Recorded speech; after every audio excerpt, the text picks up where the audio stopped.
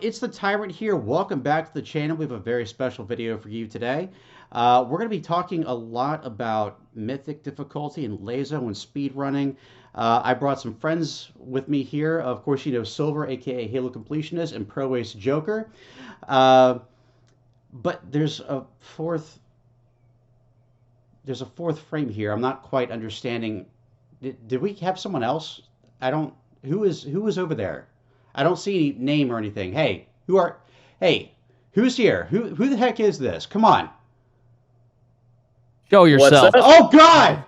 This is Nak3d Eli, the mostly unclothed gamer, coming at you, special edition, t-shirt and all. How's it going, everybody? Fully clothed. No. Half clothed as far as you know. It's true. It's true. No. Nak3d Eli. You have got to be kidding me. This has got to be recording. No. What day is it? What day is it? Show me a newspaper. Don't ask me that during COVID, man. I never know the answer. He's real. He's real. Everyone, I want to just give a very strong, warm welcome back to Nak3d Eli. He has been out of the YouTube picture for, it's got to be over 6 years now. And do you remember how long it's been since you taken a little leave of absence? I want to say my last video was like March of 2015. Someone feel free to correct me on the year there. But yeah, I think it's been actually, is it 7 years now? Yeah. That's a long 2016 time. was your last video. I'll get to that in a little bit. That makes more sense. Yeah. Halo 5 was October 2015. Yeah. Then I lied. It was definitely March 2016 because I definitely knew my then girlfriend, now wife at the time. Yeah. Congratulations. So 6 years. You're right. Good math, Tyrant. Good math. And I suck at it too. So that's a compliment. Better than me. So for those, you know, because it has been 6 years, it has been a long time. You know, you have, the last time I checked on your channel, you still have over 80,000 subscribers. You've actually grown since the last time you posted a video, which I find, you know, that is a testament to your work and your accomplishments. And just to sort of segue, for those of you who know me, who know Silver, who know ProAceJoker, but you know, you may be sort of new to the Halo game, maybe the name Nak3d Eli doesn't ring a bell right off the bat. Nak3d Eli is probably the most talented Halo speedrunner in the world, hands down. The first major video that, I mean, you were part of my community first before you had your own. And the video I feel like that took you off and just launched you entirely was your world record speed run of the Halo Reach mission, the Pillar of Autumn, on Legendary All Skulls on Sans Blind. Because back then, Blind was not required to do the lazo weekly challenges. And you did it, if I'm remembering correctly, in under 20 minutes, which is insane. That is less than half the time it took me. Maybe about a third of the time it took me to do it. And it was incredible. And let me ask you, how did that feel to pull that off and to get that recognition? Oh, I mean, it was super fun. Yeah, that was, I think, my second video that I ever made. The first one was Nightfall, a quick little 4-minute speed run showing people how to get, I think it was the first ever weekly challenge when 343 took the reins over from Halo Reach.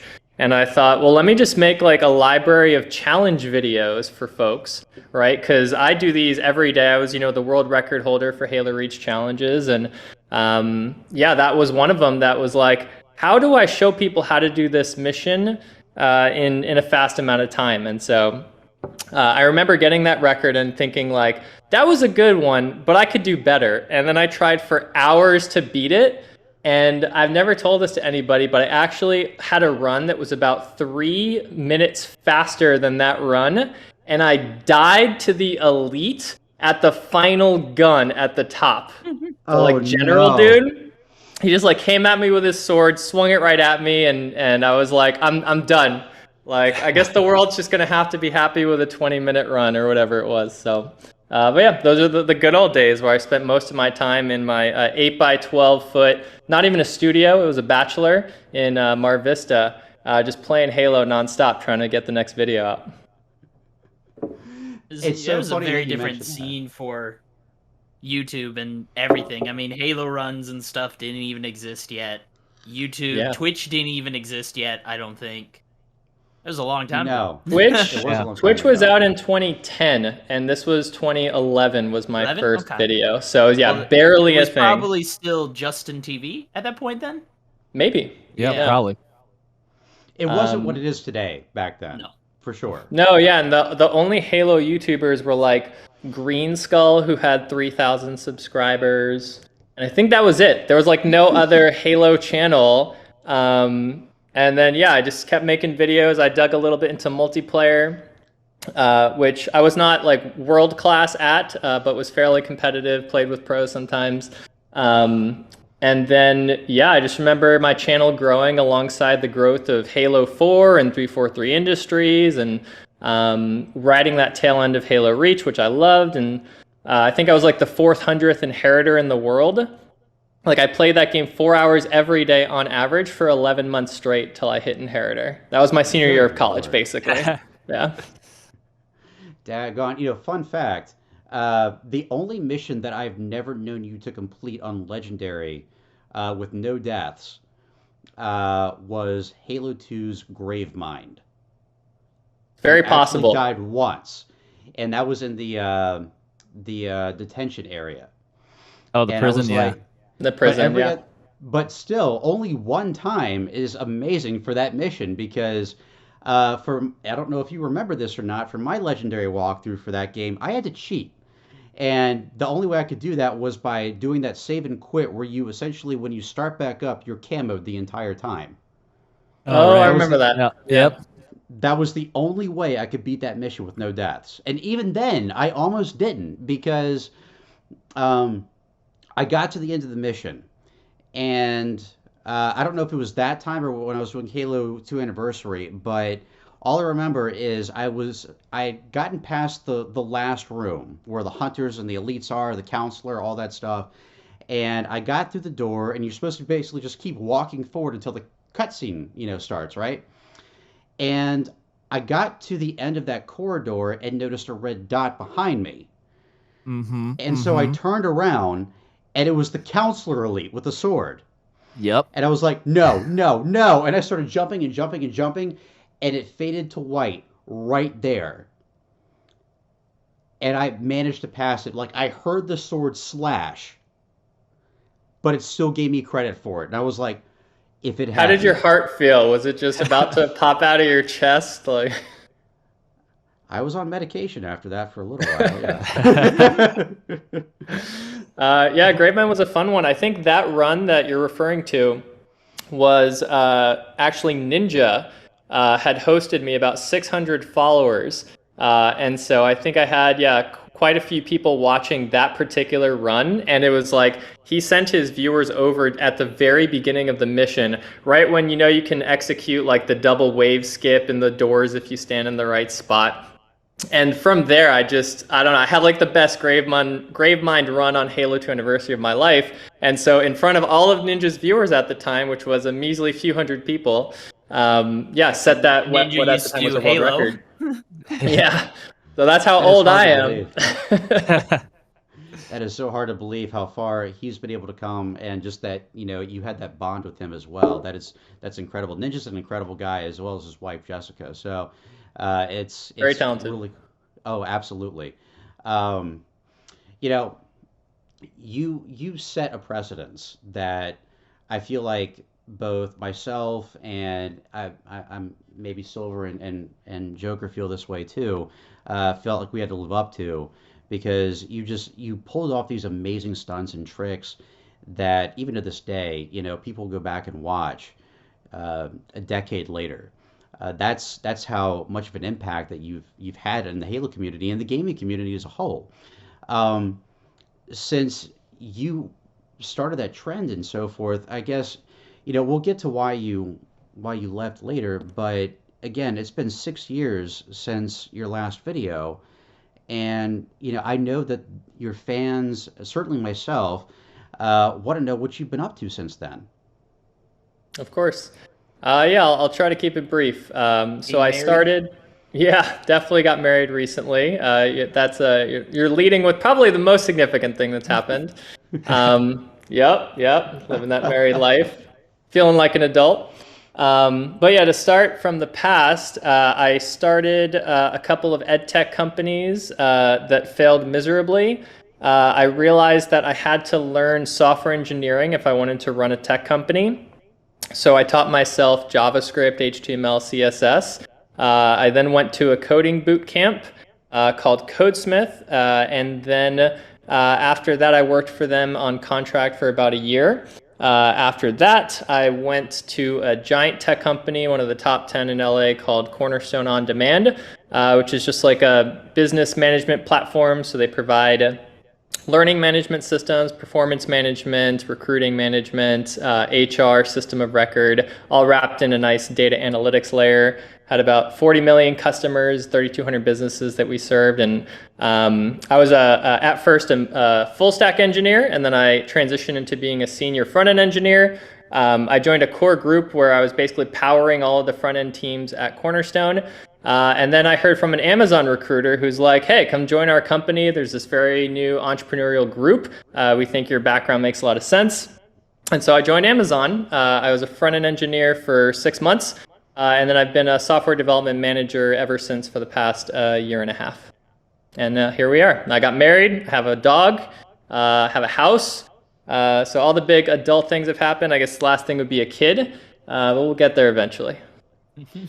And which is amazing that you said that, because in one of your videos, which I'll get to it a little bit, that was one of the things that you brought up, is that you believed that YouTube was sort of post-adolescent and that you wanted to move on to a career and have a family and have a real, life. And you've clearly accomplished that. And congratulations is all I can say. You prophesized your own future, and I couldn't be happy for you. I really couldn't. Thanks, Aaron. Yeah, I think the term I used in that video is I need to take myself to the next level. Like I even put it in gaming terms, right? Right. I want to level up. And yeah, that software engineering was definitely a great path for that. I have some friends who I should thank who paved the way for me. These are buddies I went to college with who are like, yeah, just do the boot camp thing. And then you could work at Google, you could work at Amazon, you could do whatever you want. And then once you have a FANG company on your resume, the world is your oyster. So yeah, that's basically where I'm at. I'm actually leaving Amazon on Monday. Is going to be my very last day. Yeah, wow. Breaking news. Next step. Where are you going off to? Yeah. Yeah, so my wife has a prototype. So she's an attorney. She's been a litigator for coming up on 9 years now. And so if you know any lawyers, you may have heard them complain about how bad the tech is and the tools to do their jobs. One particular area of pain is case management. So that's managing all of the documents and stakeholders and processes around cases. And so we have a prototype working at 2 law firms reviewed by about 30 attorneys. And so we're going to see if we can turn that prototype into an actual business and start charging money for some real software. So I'm going to be building a full stack application, getting that out to her firm and a few others, and seeing if that's a viable path. It's a bit tough right now with the market economy sort of tanking, not great timing. But if it doesn't work out, I can at least give it a shot. We still have her salary keeping us afloat for now. And then I could always hop back into another top tech company. Not too worried about that. You'll have no trouble with your experience and stuff. You won't be an issue. Yeah, the software engineering industry is growing at like 20% per year for need of headcount, and like they're only filling like 5% or 10% of it or something. A lot of people are leaving too. A lot of those software people, made enough money, and they realized with all the quarantine stuff, they're like, I'm good. I'm just gonna early retire and call it a day. So yeah, there's a lot of people leaving software and stuff like that, or changing or something. So totally, yeah. I know a guy who's in his 40s who worked hard his whole life and did what's called FIRE, which is like early retirement. So you just do nothing but work basically and eat beans until you have enough money to just say sayonara. I'm not that hardcore. I like living my life while working. A little bit. definitely try to enjoy it a little bit. But yeah, I don't see myself retiring early. Like, I'm not the kind of guy who could just sit at home binging Prime Video, Netflix, playing video games all the time. Like, I need a project. I always need something to do, something to contribute. I need like a community of people that I'm helping in some way. So if it's not litigators, then it'll be someone else. So yeah. I always thought that's what YouTube and Twitch was for me as well. Is like, it was my excuse of why I played video games all the time. Is that in reality it's just another form of work in a lot of ways. Of just, I just need to be doing something. I'm the same as you. I can't feel like I'm just kind of sitting around doing nothing. So I feel that's what YouTube was, especially for you even early on. Is like, you've always had that kind of tenacity to just always want to be working and stuff. So it totally makes sense. Yeah, I think oftentimes people don't realize how hard it is making YouTube videos. Like, they don't see all the labor that goes in behind that 2 minutes, that 4 minutes, that 12-minute video. Yeah, I certainly didn't realize it. I thought I was moving out to LA to play video games, and then like would click a button that says upload and it would magically turn into YouTube content. I don't know if I need to run through all the things involved in YouTube, but I think it is fascinating to do that deep dive, but that's probably a separate video, so I won't go there. It is, and this is kind of where I want to talk about your exodus, because I feel like that was a great transition into that, because, for a while I did do YouTube full time myself. And one of the topics that you touched on in one of your videos, which I'll tag a little bit, is just wanting to, as we mentioned earlier, you moving forward and actually starting a real career, and just sort of upgrading your life. And that's sort of what happened with me too, because I was doing YouTube full time for years, and at one point I just realized it wasn't for me. That I enjoy making the videos, and it's fine to do as a hobby, but not only is the platform extremely unpredictable, even if you're one of the lucky enough few to actually make it and maintain it, but on top of that, it's just, I need a schedule, I need a purpose, I need a reason to get out of bed in the morning, and a YouTube video might take as little as a few minutes to make, depending on what it is. Or it could take days or weeks if it's a review. And after a while, I couldn't predict it anymore. And it was starting to mess with my head, and I was starting to get just crazy, not knowing what each day was going to be like, not having that connection with people, being able to work with other people, and it's simply just being comments that you read. That is the extent of my human contact. And it just, I have to be around people in order to feel functional. I want to be able to contribute to society. Creating entertainment is a way to do that, and for some people that might be enough, but for me, I need to actually be able to do something meaningful. And so I want to touch, first of all, there was a video on your website where you didn't. I wouldn't really reference it as a retirement video, because you didn't say you were quitting in that video. You were simply saying why you were sort of shying away from making Halo content and why you hadn't in a few months. And I don't know if you know this or not, but that video occasionally comes back on, but usually it's not there. Like, I don't know if it's been put on private or if it's been deleted. Occasionally I'll visit your channel, and on rare occasion, it's been years since I've seen it, but it would be there. And other times it isn't. And so I wanted to first ask, why was that taken down, if that is the case? Yeah, it was a strategic choice. As I was interviewing, I have the channel on my resume, and so I didn't want anyone who was checking out my resume, if they wanted to check out my channel, for that to be the first video that they see. I wanted it to be typical content, like I think now my latest episode is the first episode of Halo 5, right? Like a legendary speedrun guide. So that was really all it was. At this point, I could put it back up. There's no harm in it. I just haven't even thought about it since I went down that path. I would if I were you, because you brought up a lot of excellent points in that video. The one that you touched on the most, because I think and again, it's been years since I've seen the video. I think you had 5 reasons overall, but the one that you stayed on the most was what happened to your gamer tag. And I was hoping you would talk about that a little bit here. Sure thing. Yeah, so your name is your brand, right? And for me, it was tied into like my visual identity as a character and my thumbnail and all these pieces. And so Microsoft actually went through, I think this was even outside of 343 Industries and Xbox, like Microsoft itself did a different kind of ban on gamer tags, and my gamer tag was targeted as part of that. So I reached out to as many people as I could to say, like, any chance we could make an exception? This is a really important name for me to have for my channel. You've posted my content on your website, on your blog, and everybody knows me. I'm not here causing trouble. But unfortunately, nobody could fix the issue. And so that was, just one of the reasons why I felt, if my brand is taken away from me, that just creates an even bigger uphill battle for me to keep making Halo content. No, and that's certainly understandable.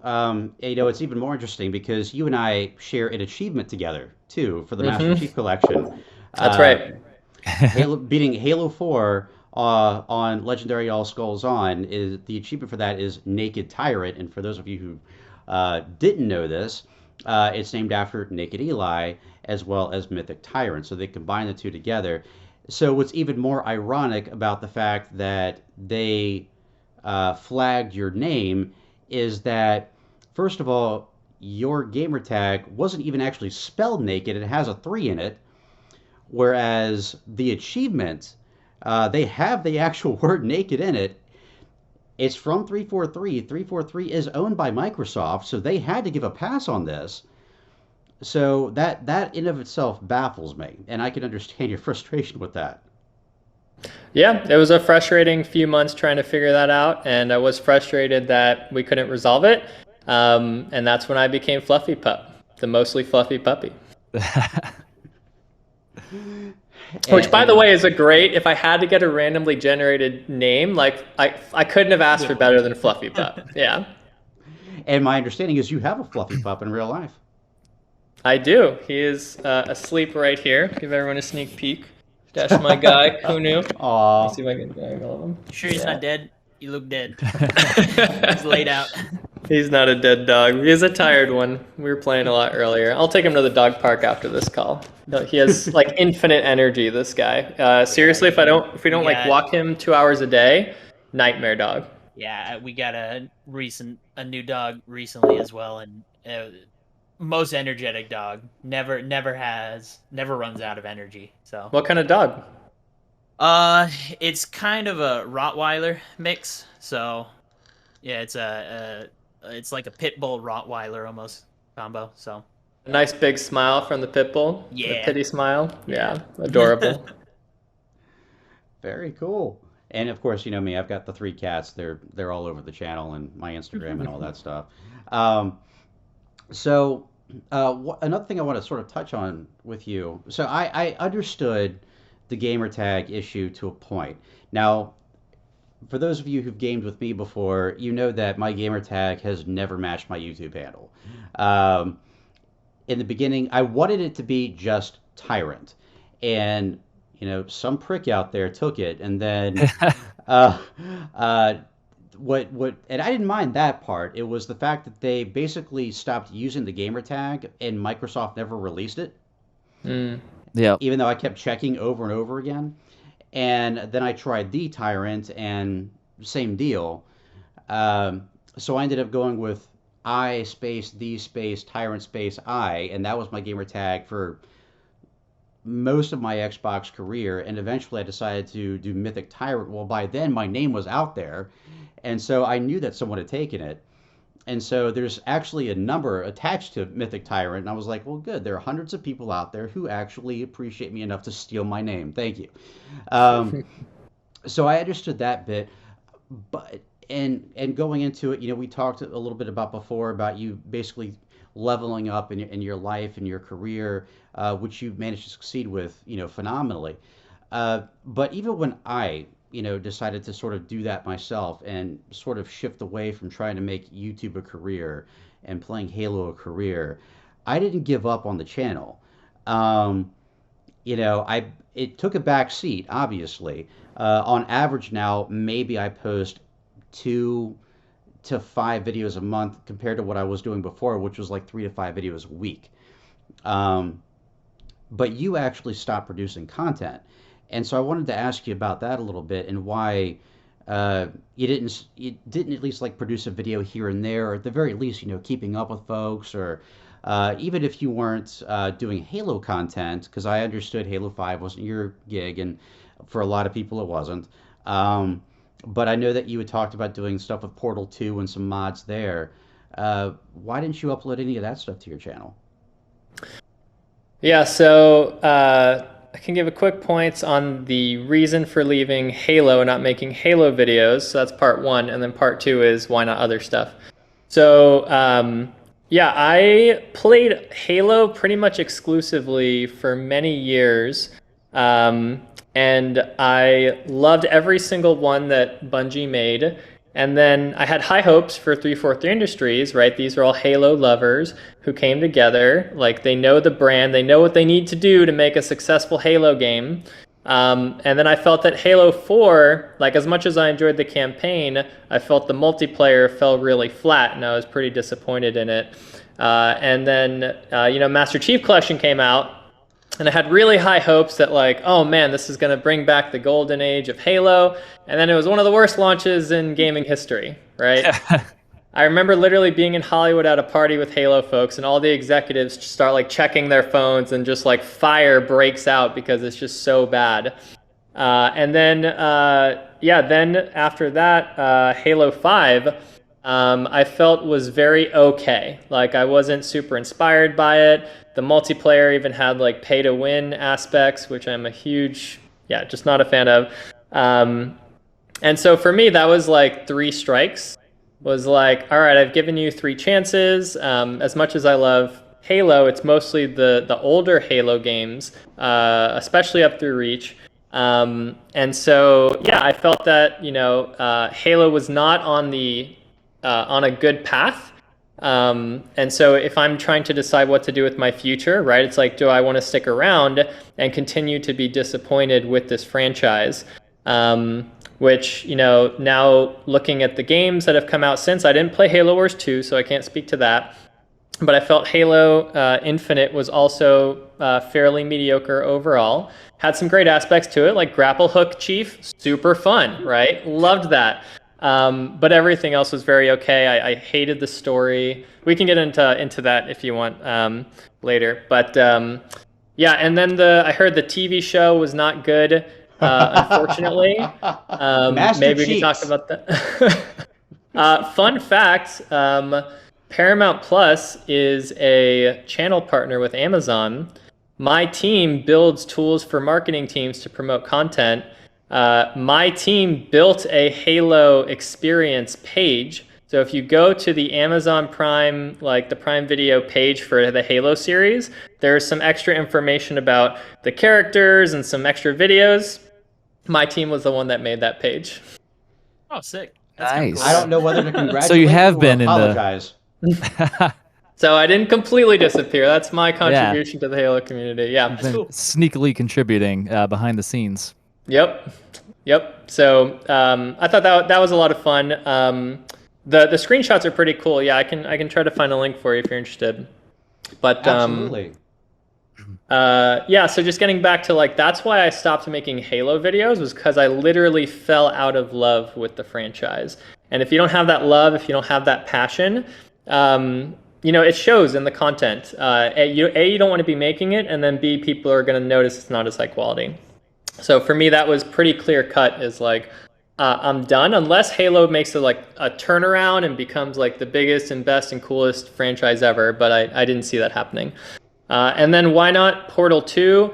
So I was streaming Portal 2 and other games on my Twitch channel, but I didn't have the time with all the software engineering stuff going on to also be making YouTube videos on top of that. I also had a number of other jobs at the time, like I was tutoring part-time. I had like 8 schools that I was working with on the west side. Even got to work with some celebrities. Can't tell you which ones, but that was pretty cool. And then I even did a 2-month teaching gig. There was the head of the math department at Vistamar High School went on maternity leave, and I was curious to try out being a teacher full time. So I did that for 2 months. I taught calculus BC and pre-calc honors and like applied math, and that was a lot of fun, but made me realize I don't actually want to be a teacher in a high school full time. So it was a good experience. I've heard the words math and fun used in the same sentence. I was a huge math nerd. I loved. I did Calc BC my junior year. I actually got differential equations and third-year calculus into my high school's curriculum for a choice for seniors who had all taken BC Calc junior year. We all signed up for it. We all submitted our application for it. And then it got canceled over the summer because they replaced it with like another AB Calc AP class to get more funding for the school. So like I could have been a super math wizard by my senior year with like 2 years of college math under my belt before going to college, and it didn't pan out. So yeah, if that had happened, things could have been different. Who knows? So basically, not only were you a world record runner or speed runner for Halo, but you could have been the next Stephen Hawking too. Could have been. My high school failed me. Yeah, my calc teacher, this is definitely, maybe not even a humble brag, maybe this is just a brag. My calculus teacher told me I was the second best calculus student she had seen in her 30 years of teaching. Good Lord. Pretty good. Kind of makes you wonder who the first was. That's what I said. I was like, wait, tell me more about this other guy. And he was like, yeah, he was so brilliant that he didn't even know how he knew the answer. It would just come to him like instantly. Oh, that's weird. Yeah. She's like, at least you can explain when you get an answer. But that's usually a better sign of like knowing something is being able to explain how you got there. But I don't know. If it just comes to you, I guess that's better. But yeah. But so I beat one guy beat me, but I beat all those other nerds. So take that. So Halo is just if you get good at Halo, it just sets you up for success throughout the rest of your life, is what it seems like. That's true. You know, I honestly do think, I don't know how much research has been done on this, but like if you think about video games, they are complex systems that you must master to win. And, you know, in most games, obviously there's many different kinds of games, but like traditionally, you know, it's a whole new system that your brain has never seen before. And you have to work through puzzles and processes and coordination to get good, kid. And yeah, if you do that like for hundreds of systems, I think that helps your brain develop. So like maybe the reason that I'm successful in life is because I did nothing as a kid but play video games. Like, who knows? I mean, and that is could be a whole very different true. conversation. But I mean, I notice things that I'm like, I just naturally am better at, and I'm like, that's all video game knowledge, hand-eye coordination, stuff like. I feel like I'm even a better driver because of video games. Just that dexterity and stuff is. I think there's a lot of benefits to gaming that Again, as much as I never understood people making fun of gaming, they're like, why would you waste your time gaming? I'm like, how much Netflix do you watch? Yeah. The average person watches instead of use your brain and to play a video game. Come on. How many hours of TV does the average person watch per day? Is it like 4 or 8? It's like some ridiculously high number. Yeah, and it's like you can sit there, do nothing, and just veg, or you could turn your brain on a little bit and try and actually get good. So fun that's a whole fact. different I watch conversation. about 1 hour of TV a day, with weekends being an exception. I can't sit down and watch TV anymore. I have to be like, if I have TV, I'm either playing a game on the side or working on something. Usually for me, it's because so again, I work 40 hours a week, and I absolutely love my full-time job. It's amazing. The people I work with are amazing, and I love what I do. But I always feel like at the end of the day, I still need to wind down a little bit because I'm always anxious, and it has nothing to do with work. It's just how my mind works, and so. As much as Streaming I at multiplayer Halo doesn't do it for you? That's not winding you down enough? If you win, then it's just one more. But if you lose, you can't end on a loss. So just one more. 4 hours later.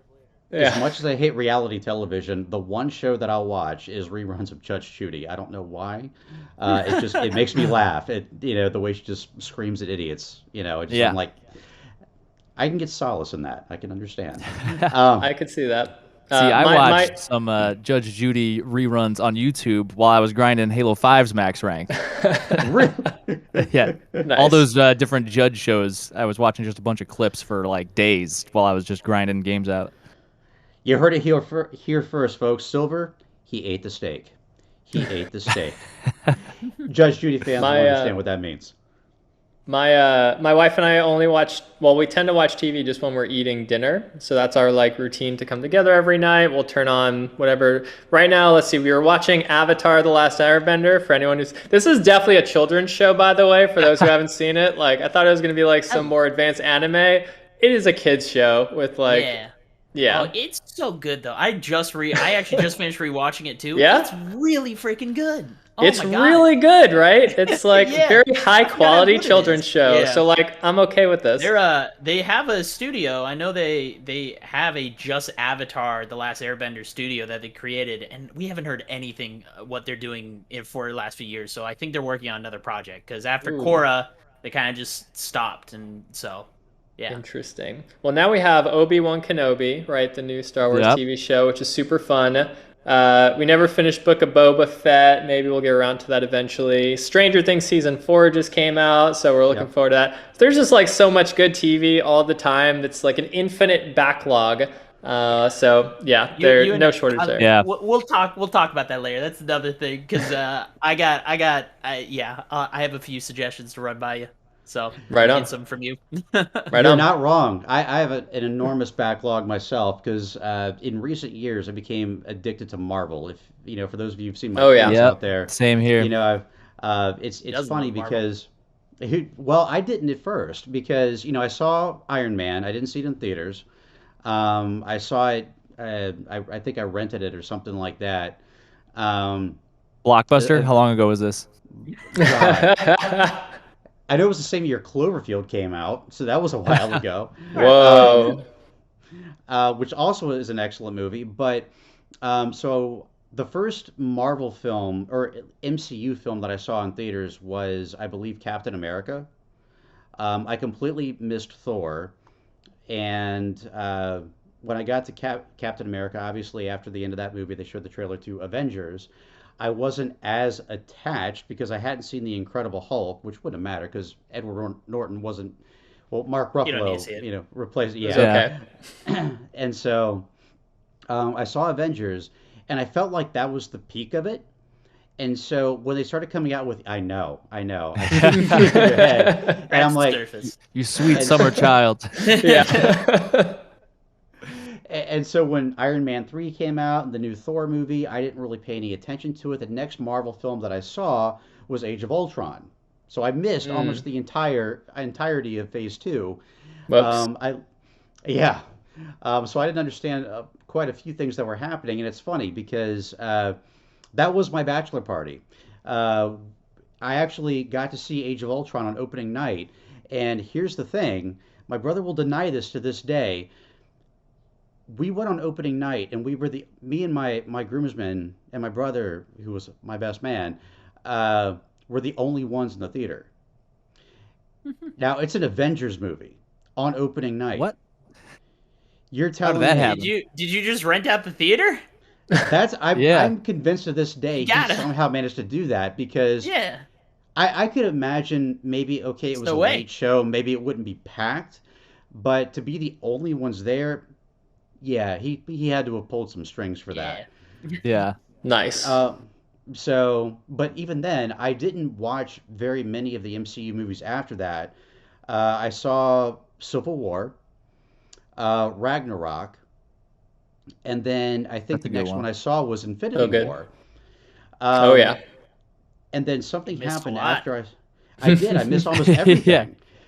And so after Infinity War, something happened. I won't go into detail about that, but I was depressed for a few days. And the only thing that brought me out of it was I decided to go back and watch all the MCU movies that I had missed. And that was a lot of them. And it's funny because you go back and watch all those movies, and all of a sudden, the ones that you have seen, a lot of things start to click. Mm. And so I basically binged watched all of them, including the Andrew Garfield Spider-Man movies, which are technically now canon at MCU. Yeah. I just watched Amazing Spider-Man 2 Did you? for the first time ever, and I was actually pleasantly surprised because everyone told me it was terrible. Okay. Which, like, I had just watched The Lost City with my wife, which was truly awful, possibly the worst movie I've ever watched in my life. And so to watch this after that, I was like, this isn't that bad. Sure, Yeah. there's like way too many villains, weird side story bloat, but like it's still a Marvel movie. It's still fun. Yeah. Yeah. I thought it was a decent movie. Everyone hates it though. Well, Yeah, I never understood the hate Sony's behind just it. doing their old school, right? Like, I mean, Yeah. the old Tobey Maguire Spider-Man were the pinnacle of superhero movies at the time because that was Yep. pre-Marvel. But now that Marvel's happened, even like if something like Morbius or Venom came out before all the Marvel movies, people would have eaten those up. People would Yeah. have loved it. But now compared to it, people are like, well, this is. People say they're terrible. They're fine. They're okay. I don't know they're about fine. Morbius though. I have Yeah, I not was about seen to say. Morbius. That was a truly bad movie. I That's went what I in. heard. I went in like everyone was saying it was awful. I thought it was going to be awful. I kept my bar super low, and it didn't even get to that point. It didn't even reach that low bar. Fine. I Well, just watched that's where everything Jared Leto's what everywhere it all is at now. once 8 times in theaters, so it's fine. Oh yeah. I Wait, gotta what watch did you that watch? still. 8 Everything times? everywhere all at once. Everywhere, all at once. How have I not even heard of this? A lot of people haven't, and it's very upsetting. Yeah, I hear it's really upsetting, but really good, and you should watch it. It's but I haven't seen it yet. It's again, I don't know if you guys are Parasite fans at all, but I like this better than Parasite. I did like personally. Parasite. It's more my kind of movie. I would say it's a little bit more comedy. I like the concept a lot better, but it's honestly my favorite movie of the decade. It's in my top 3 favorite movies of all time now. So Wow. I remember seeing the trailer for this and I was like, that looks good. That's not even Marvel. Like, I think this is going to be a hit. the Russo brothers helped produce it. I'm pretty Okay, sure they okay. hopped aboard the project. Like, I'm pretty sure they were doing it. The Russo brothers heard this and they're like, we got to get in on this. And it makes sense. When you see, you're like, yeah, I understand why. I'll add it to my So, list. yeah. But Tyron, I thought you were saying you were sad because of what happened in Infinity War, but you're saying that something else happened, and then Marvel was the saving grace of let's experience the entire first 3 phases, and that was what cheered you up. It was.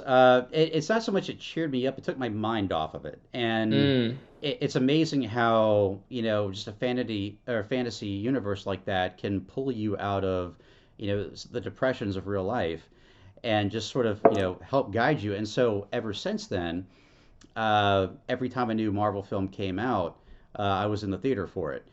And so obviously after Infinity War, the biggest thing everyone was looking forward to was just any teaser at all, anything that would just hint towards the next Avengers movie, because we didn't know it was called Endgame at the time.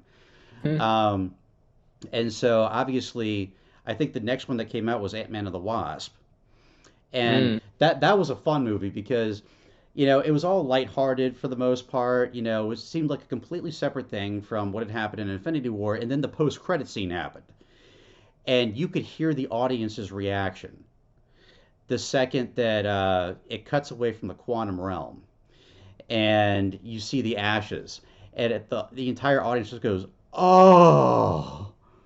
And I was like, I was thinking the first thing that came to mind was, we interrupt this film to remind you where we last left off. I was like, God. I was like, man, I Meanwhile- was going to go out here in a good mood, and all of a sudden I was like, man. And then Captain Marvel was after that, and I'll say this: I think that movie gets a lot more hate than it deserves. Like, yeah, she's kind of boring. She's static. I mean, she's invincible. So nothing can kill her. She punched a hole through Thanos' ship, for God's sakes. She's way too OP. Yeah. Like the Superman of the Superman. Marvel universe. Even Yeah. Superman had a weakness. I don't think she does. Yeah, that's true. So I was like, I can get that she's kind of boring. She doesn't go through many dynamic changes in her character development. My favorite Avenger of all time is Scarlet Witch, because not only is she super powerful and badass, but she has an amazing story arc. And it's really cool to see her progress. And no, I have not seen the new Doctor Strange movie yet. I know she's in it. I haven't either. Oh, that's terrible. I heard All it right. was bad. I'm gonna tell you, I'm Oh, really? holding myself. No, it's good, but Really? oh my god! If I you think are most people like it. the Yeah. fact that you are a Really? Scarlet Witch fan and haven't seen it yet, come on. All right, I'm holding This is myself the back. Scarlet Witch movie. Yeah, I'm holding myself back because I am a hardcore Marvel nerd, especially MCU. So like, I got all the backstories. I got whatever information you want. I got it. So I'm try to slow my roll a little bit here, but it definitely like, yeah, I'd highly.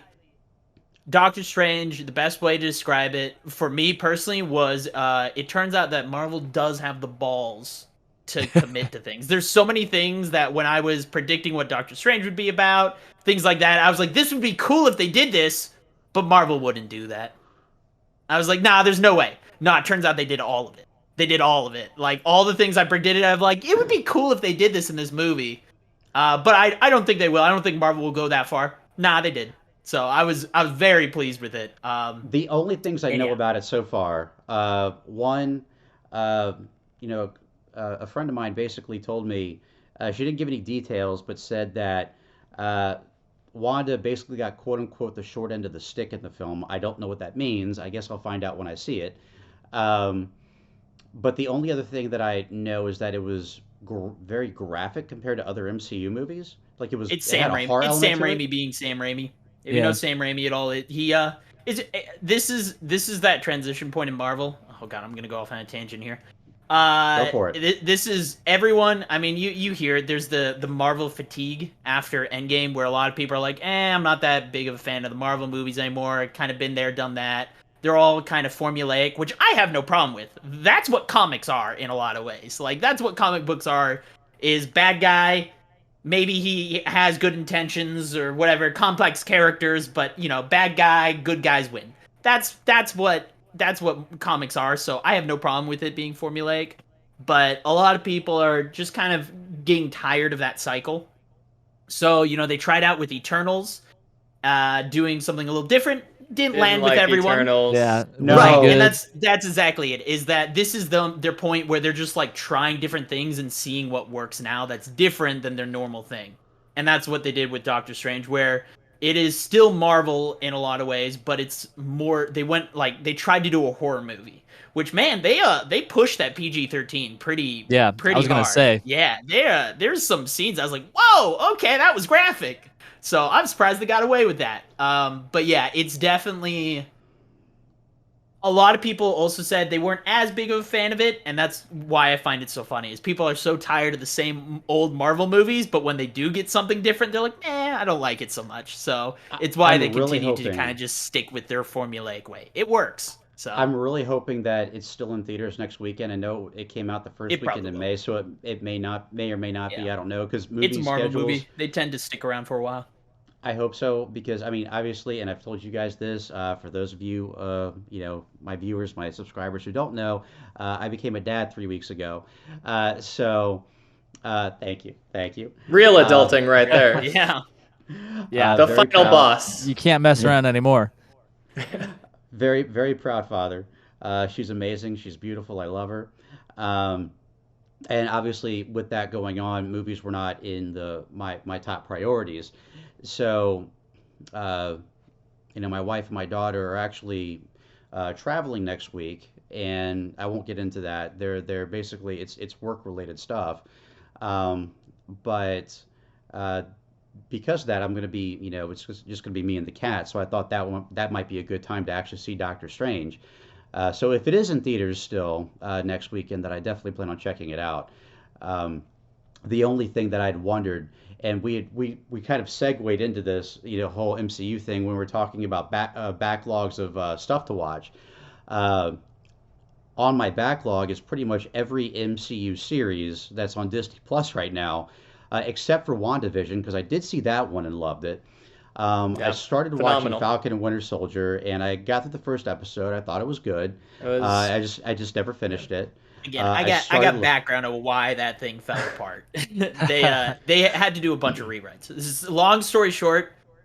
the initial they had to like reshoot and rewrite a lot of that because the initial idea for Falcon Winter Soldier was that the Flag Smashers were trying to get rid of half the population, and how did they do it?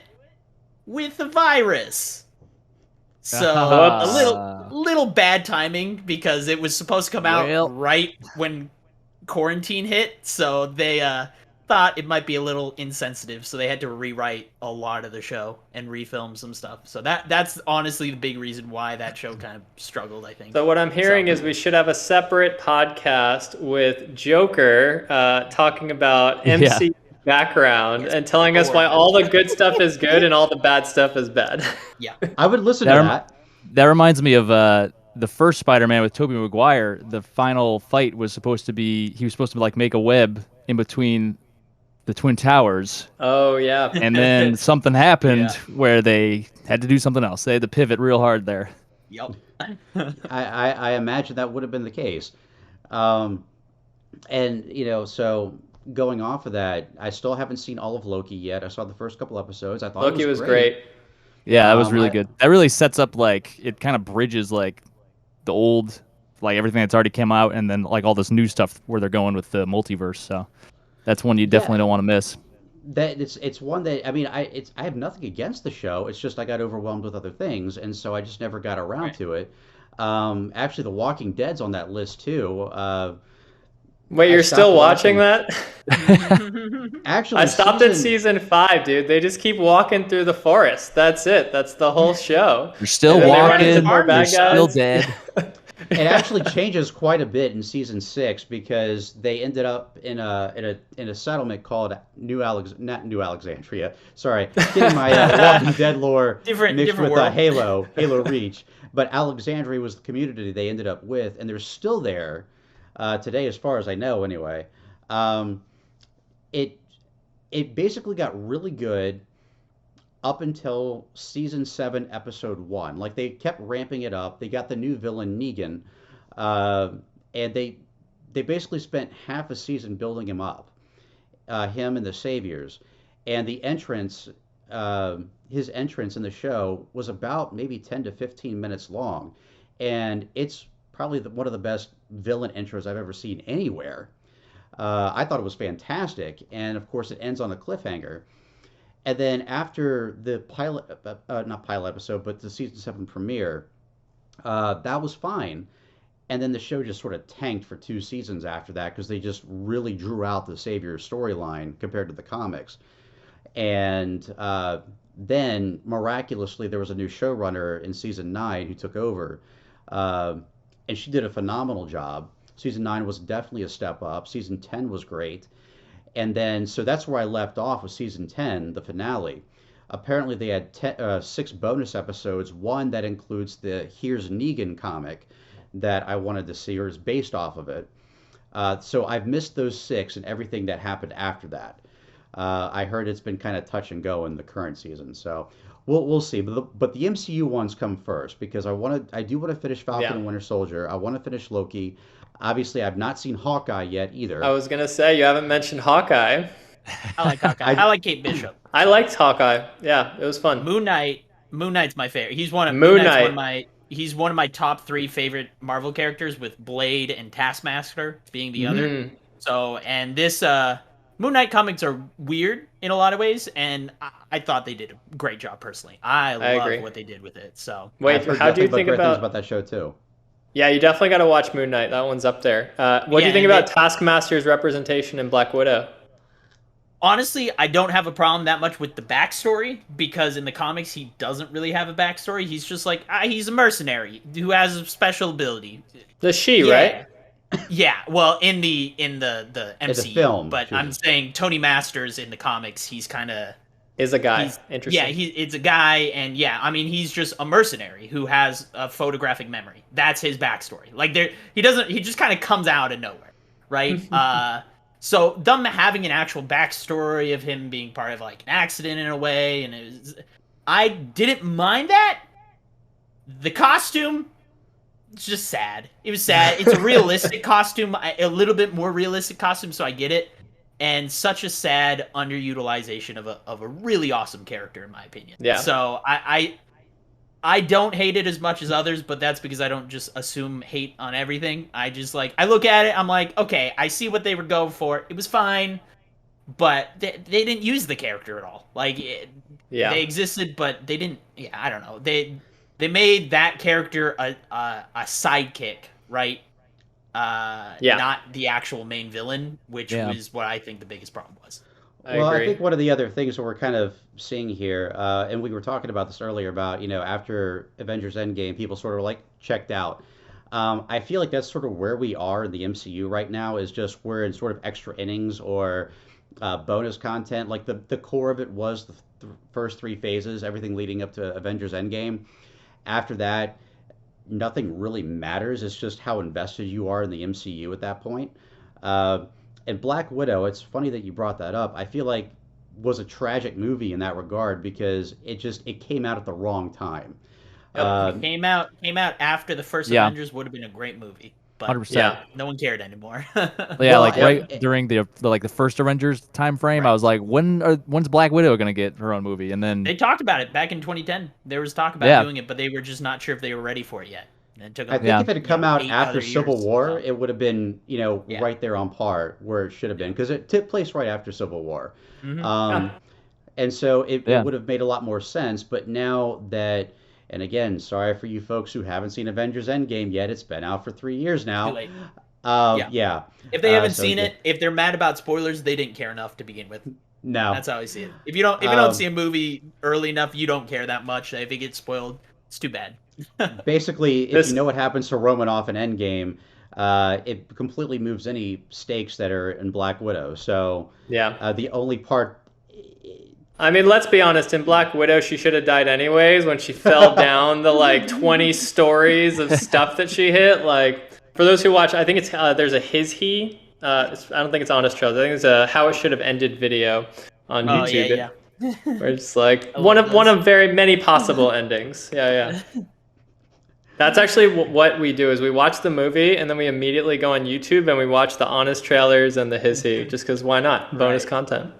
And don't forget CinemaSins too. They have some excellent stuff. Yeah. CinemaSins, Honest Trailers, and He are definitely the best ones in that area for sure. And they have some. Go ahead. No. I was just gonna say it's funny because we're all Halo nerds here. But here we are talking about Marvel, which has nothing to do with Halo. And I think this actually, I'm gonna pivot us back with a perfect segue here, which is that it was exactly what my thinking was when I left Halo. Was like, the world is filled with so many incredible stories, whether that's shows, movies, games, like experiences that I have not had because I've been so focused on Halo. And if Halo isn't going to be bringing me the maximum level of joy like it used to, then I should be checking out all these other games, all these other movies and shows. And so that was what I did with my free time when I wasn't grinding software. Was, I was playing. I had a huge list. And Joker, I think I've talked to you about this. Like, which games do you recommend? And then I'd check those out. I actually knocked out. I have like a huge list that I've been going through. Do you ever get around to It Takes Two? With your wife? Phenomenal. Yeah. Amazing. What'd you think about the elephant scene? Oh my God, heartbreaking. And there were so many moments in that game where I was just like, that's it? They're not going to address what just happened? Like the beetle that flies them and they just murder the giant beetle? And I'm like, what? No one's going to talk about this? For those who haven't played, this was Game of the Year, actually, I think. And it's like the best co-op game ever made. So creative, so incredible. They found that company found a good niche. They did a Way Out initially, which was the prison break game. So, and I assume we'll actually might see a new announcement from them this year or next year. So I will play any game they make. Yeah, hands down. Good. Yeah, we have seen a lot of great games that have come out in recent years. Obviously, Capcom is making a comeback with Resident Evil to a point. I wasn't a huge fan of Village, but I loved the Resident Evil 2 remake. I actually, despite the fact that I was hoping they would have tank controls like they did with the original Resident Evil remake, I thought it played very well. The Resident Evil 3 remake I felt like should have been DLC for RE2, but was still good in its own right. even though they left a lot of stuff out from the original. And then recently, of course, we heard that they're remaking Resident Evil 4, which I thought was interesting because I think the best 4 one still holds up. It is definitely one of my top games out there, but I feel like the original, kind of like with Halo 3, still holds up to this day. Like it doesn't need to be remade.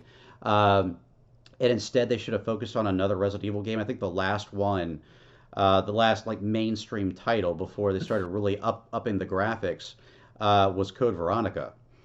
And I feel like that should have been in their crosshairs, but instead they decided to focus on a game that really didn't need to be remade.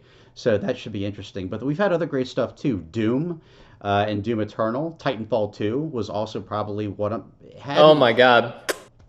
The single player for Titanfall 2 and the AI and just the fun like banter and the mechanics were so much fun.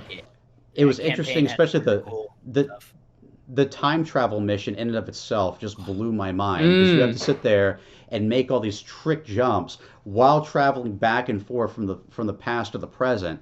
And I've just never seen a mechanic like that before in a game. It was just beautifully I mean, that's done. what Titanfall 2 was. Game mechanics, the game. Like it really was just like every level they just were like, hey, we wanted to try out some cool game mechanic that maybe has been done, maybe not, like grapple hooking and stuff like that. That they're just like, we're just gonna make a level based on it and we'll see how it goes. Like that's honestly what it felt like to me when playing it. It's so cool that you take a game like the original Titanfall that didn't even really have a campaign. I mean, it technically did, but it was just multiplayer with narrative behind it. And then they turn around with their sequel and make probably one of the most fun campaigns outside of Halo that I've ever played. And I was just blown away by it. It's amazing how they could just do that complete 180 like that. So we have had some great games. Eli, you brought up Portal and Portal 2 earlier. I've told you I've got those on my channel too. It's amazing how those campaigns are still so iconic to this day, even as short as Portal 1 was. And the fact that you basically only have one person talking the entire time, and that's the actor who plays GLaDOS. But in the second one, you've got... I don't know his real name. I feel so bad for this. Weasley? You got Wheatley in there too. He's Wheatley, hilarious. is that it? Weasley, no, you're thinking of Harry Potter, man. Ron Weasley. That was funny because I never read the Harry Potter books. What was his name? The AI then? The male AI? Was it Wheatley? Wheatley. Wheatley. Okay. It's been too long. Yeah, it's been a while. In fact, there's a joke in Halo Infinite where one of the other campaign gurus out there, Hokey Bird, shout out to you, by the way, man, who likes to play the campaign the hard way, unlike we do. We like to do all the skips and glitches and stuff like that. So mad props to him for doing that. But his nickname for the monitor boss is Wheatley. And I was like, I got that. Oh, nice. I approve. So, and I'm glad we sort of segued into this because, the next thing I wanted to bring up is your modern take on Halo. Obviously, when you left the scene, it was right after Halo 5 came out. And, we didn't get to see the rest of your Legendary walkthrough with that. I know that you did one for Blue Team and it disappeared off your channel. So the last video that we saw was Osiris. You said earlier that you didn't play Halo Wars 2, so we won't even touch on that, even though I do like the Banished, I do like Atriox as characters. So that brings us to Halo Infinite, obviously. We'll talk about that a little. We talked a little bit about Halo 5. Obviously, after you left, the game did get better. They include a lot of stuff that didn't have at launch, including Warzone Firefight, a lot of new game modes, that sort of thing. Bringing us to Halo Infinite now, and all the stuff that you've seen happen, including the media that's come out, all the books, God, don't even talk about the TV show. But just I haven't read the books. Got to go in with a low bar for that TV show. I don't even want to set up my Paramount Plus $1 trial. That's how little effort I want to invest to see this show. But I'll probably wind up doing it at some point. Especially now that I'll be jobless starting Tuesday. So the best way I can describe is the Halo TV show is about as much Halo as the Joker movie is to Batman. Like, don't get me wrong. The difference is the Joker movie is. But the Joker was phenomenal. Yeah. Right. But when you look at that, you're like, bro, if that Joker had to fight Batman, he would get destroyed. Yeah. There's no chance, okay? So, like, I mean totally, this? don't get me wrong, it's a great piece of cinema, but you could get rid of all the Batman stuff out of it, Yeah. and it would still be a great movie, right? Yeah, absolutely. And so that's kind of the Halo is like, it's not as good by any means, but just going being like, okay, this is not Halo. It's just right? unfortunate because, you know, I feel like Halo should translate to the big screen phenomenally, right? It has all the pieces of good sci-fi, and yet tell me a single good piece of like Halo TV or movie that has been made. Like Nightfall wasn't good, ODST was very okay, like this Nightfall last was show. just a remake of the first Chronicles of Riddick movie. So Yes. Well, What was it? Pitch but- Black? Yeah. yeah. Well, I'll say this. We have seen decent live action Halo before. Obviously, Halo Landfall was fantastic, which led up to Halo 3's release. This is like the 10-minute short that Bungie made, right? Yeah, I agree. Yeah. That was phenomenal, but that wasn't like a TV show or a movie, right? No, it was like a clip. It was essentially like five. There was like a small proof of videos. concept Yeah. at the time, because that was when like the rumblings of a Halo movie coming out at some point was alive and well. Back when Peter Jackson was going to be doing it, yeah. Yeah. Supposed to be Ridley Scott was supposed to be producing that, and he got canceled in like. He did 2010. produce one. So- I think he produced Nightfall. Ridley Scott, Yeah. didn't he? Yeah. Yeah, he came back and did Nightfall. So Whoops, that was a misstep. I will say that Forward Unto Dawn, like, all right, so Yeah, the first half that was of my it, favorite one. It was overall I thought was very good. I do stand by the review that I gave back when it first came out, where I thought the first half of it was very slow, and they focused a little too much on the romance between the two main characters. But once you see the clips of the ODSTs, you see a hint of Master Chief, and then the Covenant actually show up. That was a very cool sequence, and I thought they did a phenomenal job with that. And of course, Master Chief's intro, taking out the elite from behind. And I just sat there. So we have seen good live action Halo. They could have basically gone off of that, and instead they just decided, you know what? Let's screw over the entire franchise. I personally, I blame a lot of the writers and directors, and I don't even blame Halo for it and stuff. Some of it is a lack of understanding of Halo. Is like you're getting people. It's Hollywood, so I don't know how many big directors and writers are big Halo fans or video game fans. I'm sure they're out there, but we're clearly not getting them. And I think a lot of it just has to be is like even they said is like they looked at the games as like a baseline. They looked at the books. They used some of those stories to help kind of just craft the characters and stuff, but they wanted to go do their own thing. And I think that's the first red flag as soon as you hear it is like, and I understand that, right? Like they, as Hollywood and stuff like that, and I think 343 has a lot of the same mentality of just, they don't want to just do what Bungie did. They want to be their own studio. They want to be, directors want to make their own stories. Writers want to make their own creation, and they don't want to just copy and paste something that's already done. And that worked really well for Game of Thrones, right? Yeah, and that that's exactly the problem is like, that sounds great for them, like good for you that you want to leave your own mark on the world, but fans of stuff, they really do just want to copy and paste sometimes. And I don't see it's us also, ever really getting something like that. It's not just the copy paste, it's that those books and that show were phenomenal because the writing was so good. And then you have screenwriters coming in thinking they're as good at writing that world as George R.R. Martin. They were worse than an 8th grader, whatever they wrote, right? Like it was terrible. So I think it's also some hubris on the part of those folks who think that they can do better than the existing story. When oftentimes, if you respect the writing and the world that exists, you will do better. You can do creative things around that. To deliver something that's incredible. I didn't mean to just punch everybody in the screen there, but that's how I feel. Make it incredible. This is the problem with just it's been the normal thing with just video game adaptations in general. Is just for whatever reason, we've seen it multiple times. The Assassin's Creed movie, everything, even the Sonic movie is very Sonic. I personally really like Sonic. Both the Sonic and the new one, they're good. They're fun movies. They're a lot better than I thought they'd be. I'm excited for the third one that they might be doing. Like they're good, but they're not adaptations of any game or anything like that. But they're just the exception to the rule, where they were able. Yeah. Sonic was the right kind of character that made it work. You can't do something like that with Halo. And also, Sonic didn't have a story, Yeah, right? It was just him and a villain. There is, it. well, Sonic 06 and stuff like that, but that's a whole different thing. But like the original games, though, you're just running through loop-de-loops the whole time and fighting robots. He's pretty blank character, and I think just for whatever reason, Hollywood just doesn't believe that you can't just port a video game to a movie and it work. And I don't really understand that. It works in video game format, and I understand not everything is going to work perfectly. Uncharted?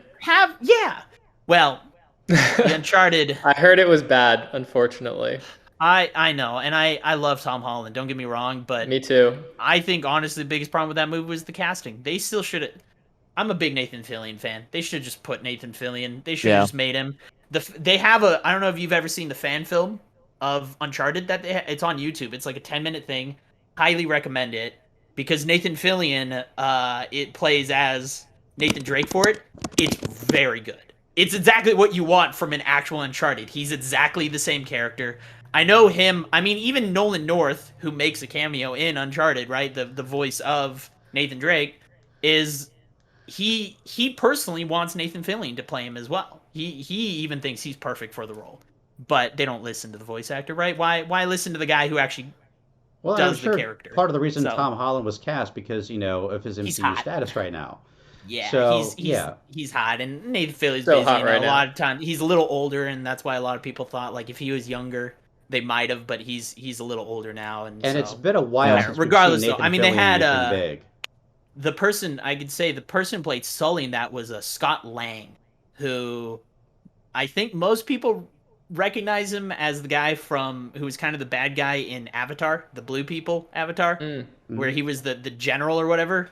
But I mean, more recently he did that the horror movie where he's a blind guy or something like that. I can't remember the name of it, but he's like completely blind. And I was just so surprised they messed up Uncharted, because if I had to think of a single video game that was most like a movie, it's Uncharted, right? Yeah. You're basically playing a movie with incredible voice acting, like probably best in the industry, incredible cutscenes, like it has a linear narrative, like just do that. And somehow they messed it up. That once again, that's the thing, is like they feel like they have to go rewrite the video game to make it work for on screen, and I don't think that's true. And it's a weird Hollywood mentality that I think until someone just decides to take the leap of being like, let's just basically 1-for-1 recreate a video game into a movie and see how people like it.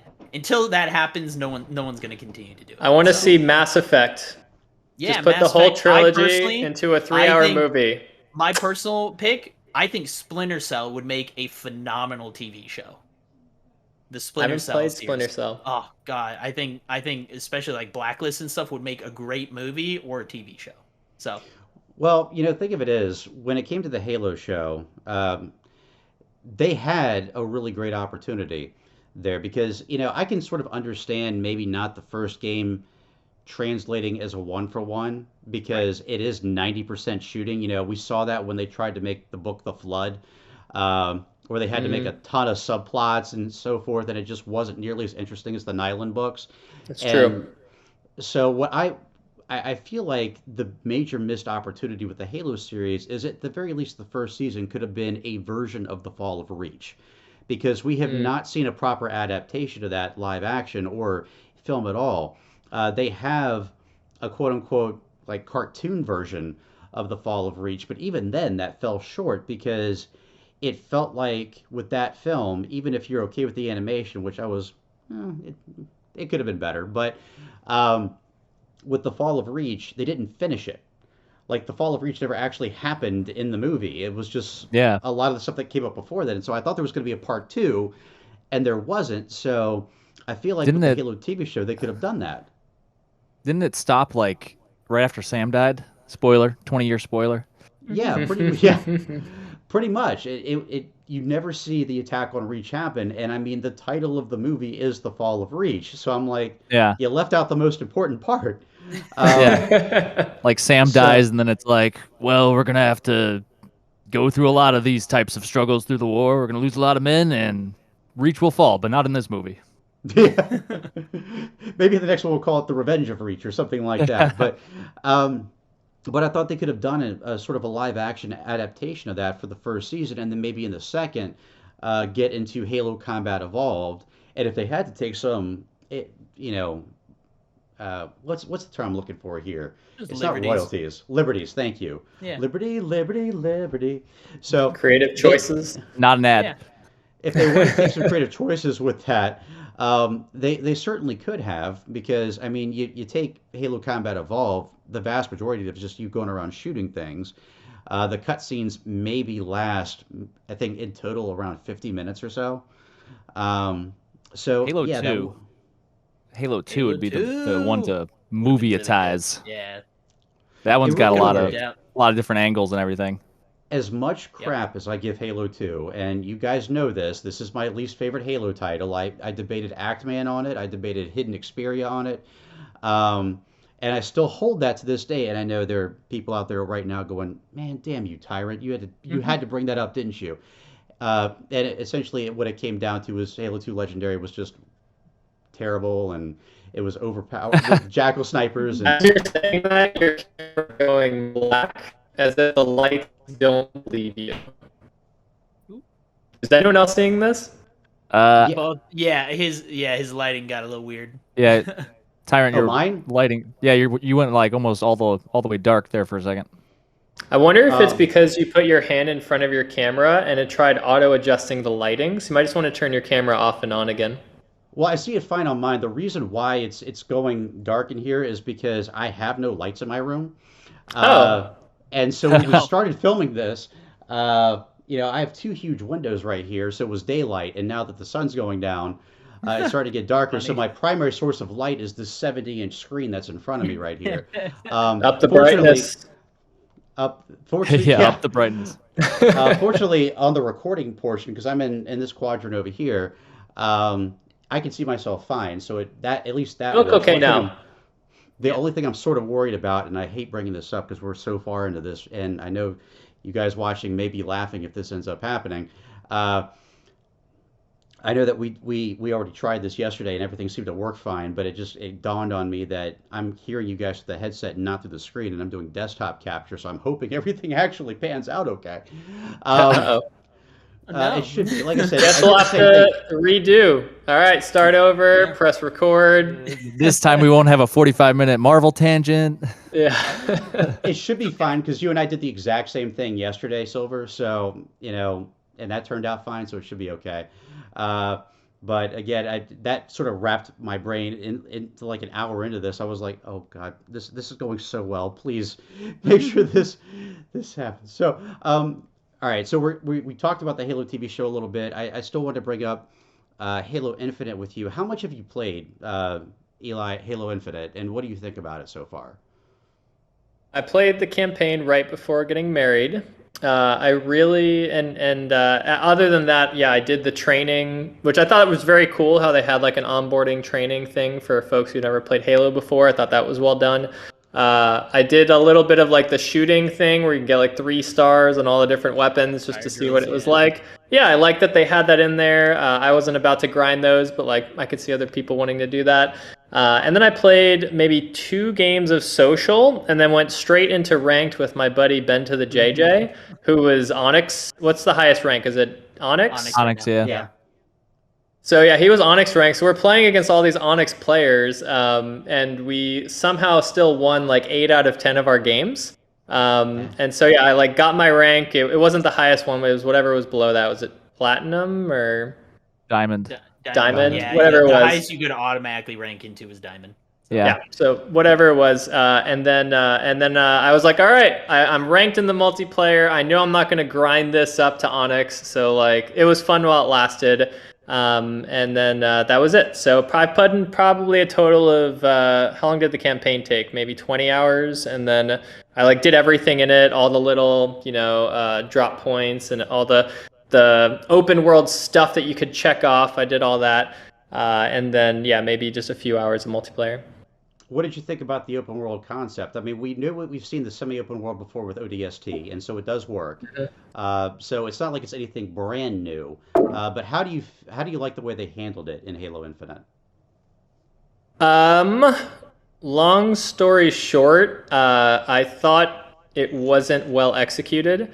I thought there was a lot of potential, but I felt it was a lot of copy-paste side missions, which tends to be what happens in most open worlds, where they just don't have the content to really fill the space. In fact, I think the only open world game I've ever played that's story-based that did this well was Witcher 3, where the side missions were actually good. You should also check out Cyberpunk, actually.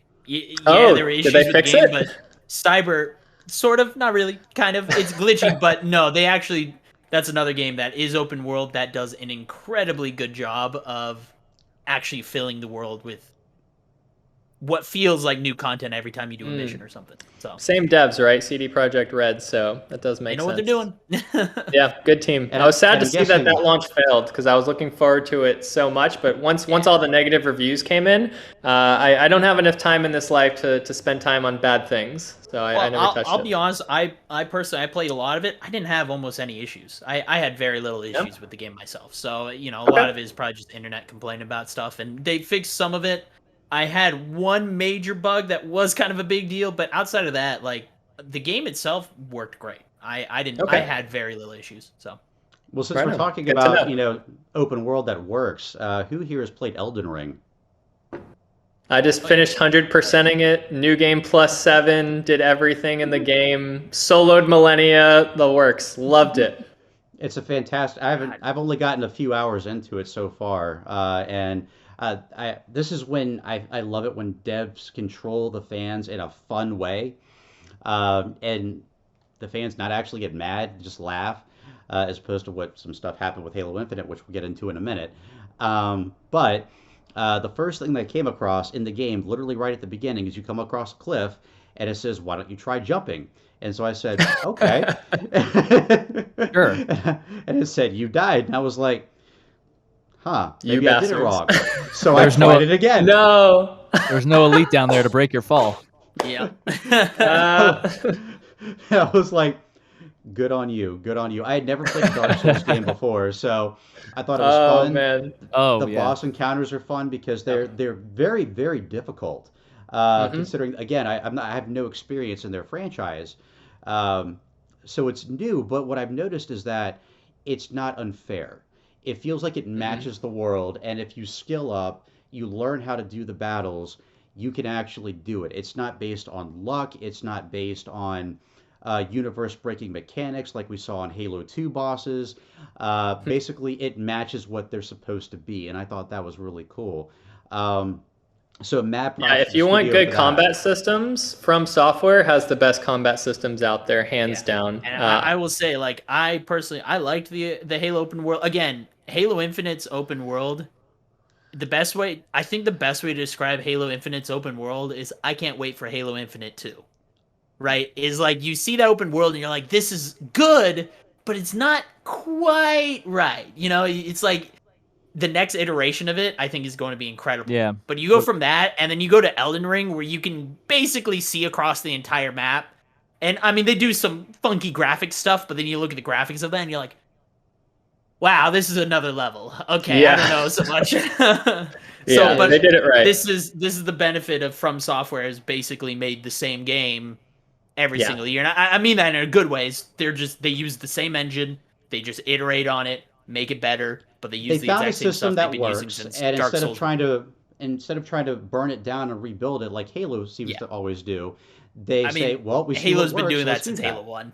So They have. every Halo game has always been built on a new engine of some sort. So Well, that's one of the major complaints of Elden Ring is that if you've played all the old games, they're just recycling all the same stuff. Yeah. The same environments, the same kinds of enemies. I think the bosses are still incredible. Like, those weren't all recycled. There's still like 130 bosses in the game, or 250. It's some huge number. So it still has like really epic boss battles. But yeah, if you're a fan of the series, then you might have been disappointed that it's like, where's all the new stuff? And yeah, the same exact leveling up system with minor tweaks. So like, if you've played the game before, you know what to look out for. And if you don't, like you, Tyrant, then it's very bad onboarding. They don't tell you like what the most important stuff is, how you should level up. That's how all Dark Souls are. Though. Right, like, which I think it like goes hand in hand with the like this is a hard game concept. But on the other hand, I feel like good game design means showing people like what everything actually means, right? And then letting them make decisions. So many arguments with people streaming of being like, "This is bad game design," and they're like, "No, it's part of the game difficulty." I'm like, "No, that's just them being too lazy to make good games. That's it, man. Come on." Like just because they say it's part of the game now doesn't mean it's good. Right, you don't understand our interface? That's on you. You should have played for 50 hours and figured it out. It's supposed to be difficult. It's like that doesn't, just because you say it's part of the game doesn't mean it still makes it good all of a sudden. I will say though, at least they did have the ability to respec in this game, right? Whereas in previous games, if you put your points into the wrong thing or you try to switch from a magic build to a physical build halfway through, like you were screwed. Like you were not going to level up and you would have to grind for a long time to get back on track. So I think they did a lot of things like that in this game to make it more quote unquote noob friendly or new player friendly. They had a lot of like save the state of Marika points right in front of the boss battle, so you didn't have to run for 2 to 5 minutes to get back to them. So I think they have improved their game design, but there's still a long way to go with their interface and their CX. Simple things of like the fact that people can play the whole game and never pick up the items to access multiplayer or something is like, come on, man. Like, I get it. You're supposed to be immersed in the world, so maybe you're missed there, but come on. Like, that should be something that's handed to you. They got me really good with the hugging lady. What's her name? Fia? Oh, I heard about her. I've not come across her yet. Well, then maybe I shouldn't spoil it for you, but Joker, you know what I'm talking about, and I didn't know that happened for the entire playthrough of New Game until I went online and started reading more about it, and people were like, oh yeah, by the way, I was like, what? I played the whole game like that. So yeah, I don't know if that's good game design or bad game design, but I definitely felt like it's intended, so of course it's good now. I don't agree. I guess they got that one on me for sure. Yeah. When I think of bad game design, and again, harkening back to Halo 2 Legendary, of course the Jackal Snipers are what always got me there. And even Actman, as much as he loves Halo 2, he did a joint video with another Halo YouTuber, and essentially they quoted Mike Miller, who did the Halo 2 Legendary walkthrough. I actually got his permission before doing the Halo 3 Mythic one, by the way, because I didn't want to steal his thunder.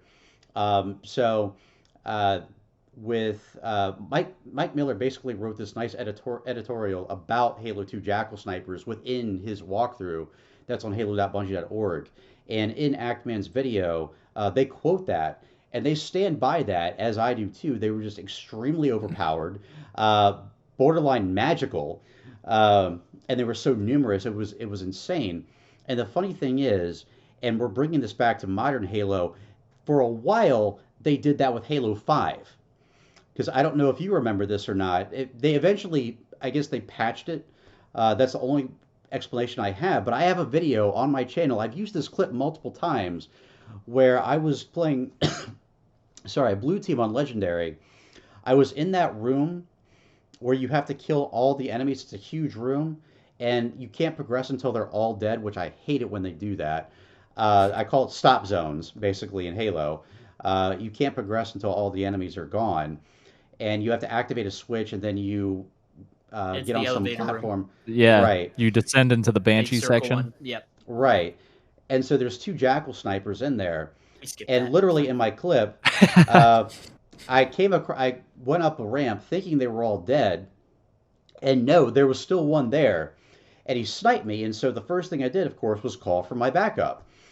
And literally, what that's the worst mechanic.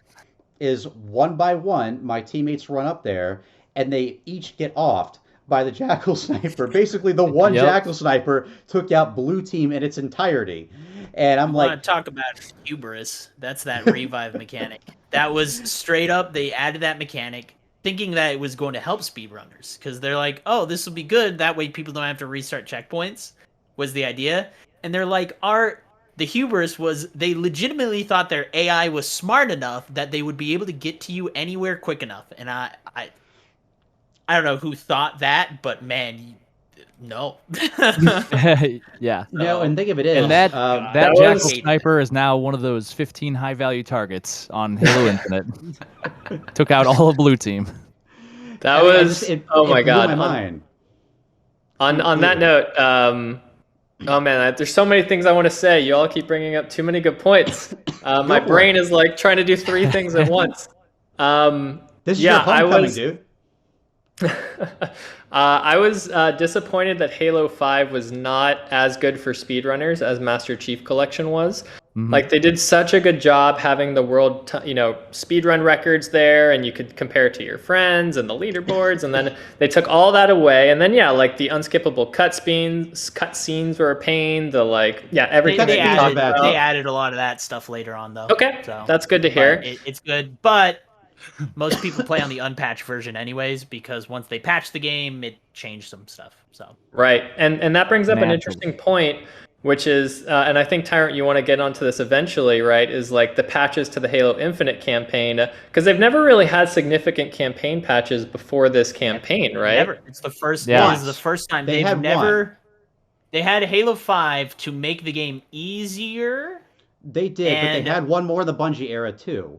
And don't forget, Halo 2 had a major patch that was so big they actually released it on a second disc that you could buy in store for those who didn't have it on Xbox Live or didn't have Xbox Live. And in that patch, they did patch sword flying, but to that be wasn't- fair, it that was was for also it multiplayer. affected Yeah. Right. multiplayer as well. And it's Uh, the same thing. They patched stuff in Halo 5, like the Warthog clipping and super sliding and stuff that affected campaign. But they patched those not because of campaign. They patched those because it was being abused in multiplayer, right? Which And makes- that and that makes was sense. normal. Yeah. Yeah. But So that what was they normal. did in They Halo did Infinite, patch glitches that affected that people abused in multiplayer that inadvertently affected campaign. which But is they never 100% directed acceptable. any glitch patching in Halo for campaign. I mean, in fact, for Halo MCC, they brought in speedrunners to test Halo 1, 2, 3, and 4 to make sure all the glitches still worked. They wanted to make Right. sure they were all still in there. So they I mean, wanted to make sure they didn't accidentally patch it. And they even Well, went out of and- their way for Halo 5 with they wanted to patch the sword in multiplayer, but then they knew it would ruin the sword, exploit to run 15%. faster Yeah, speed in boost bonus. campaign. So they just made a new sword. Like Yeah, they made a just, multiplayer specific sword. Which makes Right. sense. That's cool. I That's all respect they had that. to do. which is awesome. And with I think the world record for Halo Combat Evolved on Legendary is currently roughly an hour, something like that. It's an hour, 6 minutes, I want to say. Which is Goblin. insane. What's Yeah. Garrett It's done? You know, ridiculous. What's Yeah. Garrett's doing nowadays? That man is disgust. Oh no, Yeah, wait, it's a canon. They're all about an hour now, What's- except for Infinite, which Who is are these like people? These 25 people, minutes. get He away. did nothing with his life but play Halo CE, and he got pretty much the perfect run. There was I think 10 seconds of save time somewhere It is in there. currently It was 105, and it's held by Cambit actually, and Garage What? is actually third place, Third? behind Sloth SG as well. Wait, These wait, wait, people are what- insane. What was the new skip? There must have been some major skip they discovered that that Goblin didn't know about. I know. I mean, they're all just within 30 seconds, so it's pretty tight window. But I don't. That's well. I'll have to go back Those and watch people are it. another level. It's just Look, flawless I wanna execution know is all it world chops up record to. speedrunning and stuff, but those guys are just on a different level altogether. man. I'm very curious how many hours I've spent watching full game speedruns of the original Halo games because I love them so much. They bring me back, and I've watched pretty much every world record from all these guys for years. And yeah, it's just a fun kick back, grab lunch, watch for an hour. Insane. 'Cause Yeah. they're so fast now. You don't even need 2 hours. Yeah. The amount of time. I mean, it's simply just time. The amount of time that those guys have put into the game, they make everything look so easy and fluid. Mhm. They make so And it's little not. mistakes. Right? But if you've tried it, you know how Yeah. ridiculous it is Well, what they're pulling it's off. the equivalent of how I always a lot of people. I know you got Eli. Is people are like, we want to watch you do lasso live on Twitch, and you're No, like, no, you don't. You don't want to watch someone do lasso live. You like seeing someone be successful at lasso. You don't want to see the whole process of doing lasso, No. right? But those Yes. guys have just gotten to the point where they don't mess up. It is them doing it live, and they're just that good at it. So I think our new modern day speedrunner contender is, and I know that Joker and Silver have heard of him. I don't know if you have, Eli, but Mint Blitz.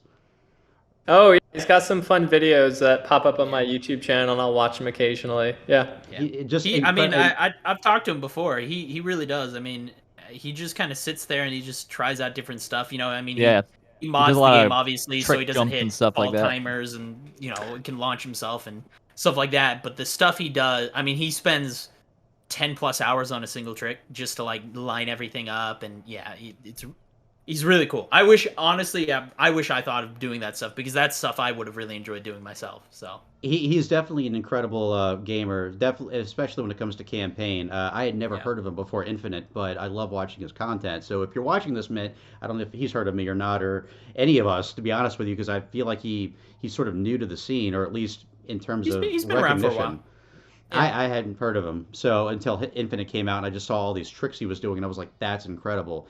And so going off of that, uh, one of the tricks that he liked to use was the fusion coil super jump. And so we're going to sort of segue into what 343 did, their devastating move to Halo Infinite, which is a first for the entire Halo franchise, where they essentially cut out not just the Scorpion gun, and I did 3 videos on this, by the way. That's how much it pissed me off. A Scorpion gun, which is a weapon they accidentally left in the game. You can pick it up.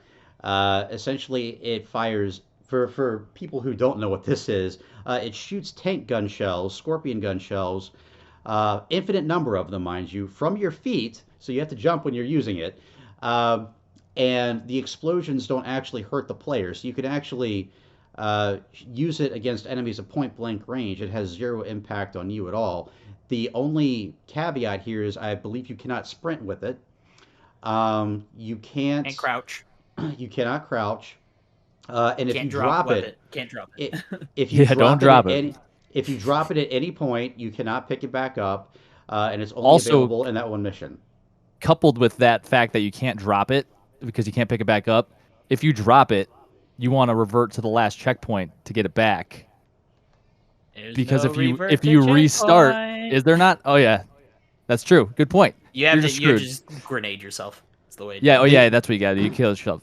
But like, a lot of people will just by default hit restart mission real quick, but that just brings you back to the beginning of the mission with whatever you have when you hit restart. It doesn't start you back off with Right. what you started with. Which is another flaw insane. within the game, because Yeah. like you just said, so the things that I've wanted in campaign that they didn't have at launch, obviously co-op is one of them. Selectable missions is another. For the first time in Halo, we don't have selectable missions. You have to start at the beginning or have one of those finite save slots, which the game decides for you. You don't. And then the next one was the fact that you can't have fresh mission restarts. So if you start the mission, say, with the battle rifle and the pulse carbine, and later on in the mission you end up with, say, the pulse carbine and the mangler, if you hit restart, you don't start off with the battle rifle and the pulse carbine. You start off with the mangler and the pulse carbine, which is what you had when you hit restart, which is really weird. And the same applies to the ammo that you have. I understand why that does that. It's I'm just totally blanking the word, but it's the fact that it being open world and how you collect stuff in the game, right? Completing missions, side missions, and stuff like that, and how the game saves. Yeah. It has to have this inventory holding thing that it kind of does. So On It makes that sense. note, go for it, Silver. I was just gonna say it makes sense to me from like a coding standpoint. Yeah. But I also hate it, and they should fix it. I agree. I agree. But tank gun is back in the game, by the way. It Yeah. is. Yeah. That's the only thing they've patched back in so far that we know of, because they took out the warship I Gabrakan can speak skip. on that in a second. Oh I'll yeah, speak on that in a absolutely. second, but yeah, what were you gonna say, Eli? Yeah, go ahead. No, Eli. no, no. Actually, yours is more relevant. So I want to hear what else do you know about the new patches. Go for it. I've sat down with Unishek and we had a discussion. We talked about it. For me, I was part of the Forerunner program for Halo Infinite. For those who don't know, basically there was a group of initially 12 and then 24 of us, and then I think we got a few extra. I think that were PC oriented people. Or as 28 of us or the something. folks like to call you the showrunner program. No, I'm kidding. But it's all But your yeah, fault. the forerunners, basically, we were just, long story short, the best way to put it, unpaid QA testers for them. Now we didn't play often. We played like maybe once a month, but we were playing Halo Infinite about like 2 years, some of us 3 years, before the game actually launched, and we were just kind of another group to get a perspective on, because we all came from different backgrounds, pros, forgers, casual players, infection people, big team battle, whatever it was, campaign people, lore people. We all came from different backgrounds, and then we were just supposed to give our perspective on what we all thought of the game.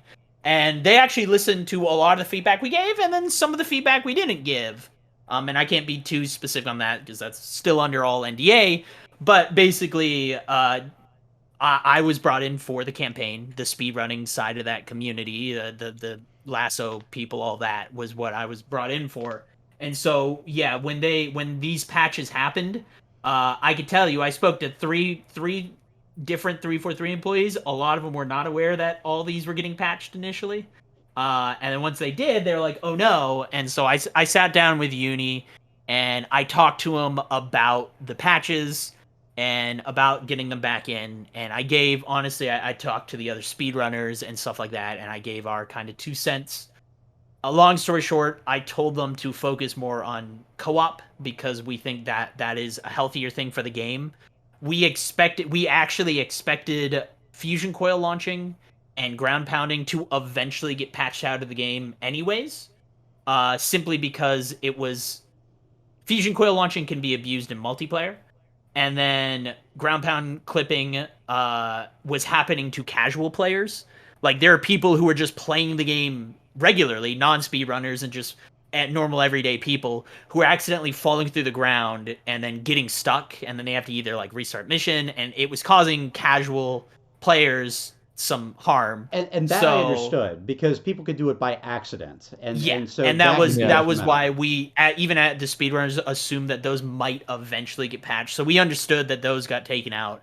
A lot of them did get taken out for co-op and what they were prepping for, and we initially were like, look, focus on that, get that done. We're happy you got tank gun back, but then I gave them kind of a priority list of like, here's what we think we would like to see added back in when you get around to it. So they eventually do plan on adding everything back in because their intention was never to hurt speedrunning or stuff like that, but it was more for a co-op sense of thing. Anyways, but they'll get around to it eventually. Is, the weird thing was with the Scorpion gun, first of all, it's completely optional to pick up. You can't accidentally do it unless you just like going around the map and like, hey, what's this do? And even then, you don't have to make the same mistake again if you don't like it.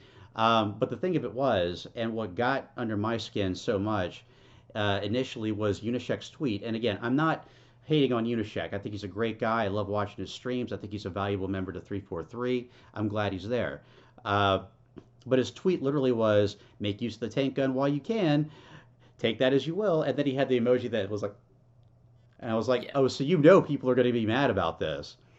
You knew that before. Of course. They fully said, and I appreciate that. I'd rather them tell us. Again, I'm not mad. Personally, I'm not mad about them patching these glitches. Yes, it sucks. And yeah, I'm happy we will eventually get them back in. I'm more upset by the fact that they didn't tell us, right? Like, they told us about the tank gun, but they didn't tell us about all the other things being patched. And that's what made me the most upset. So at least with tank gun, we had some...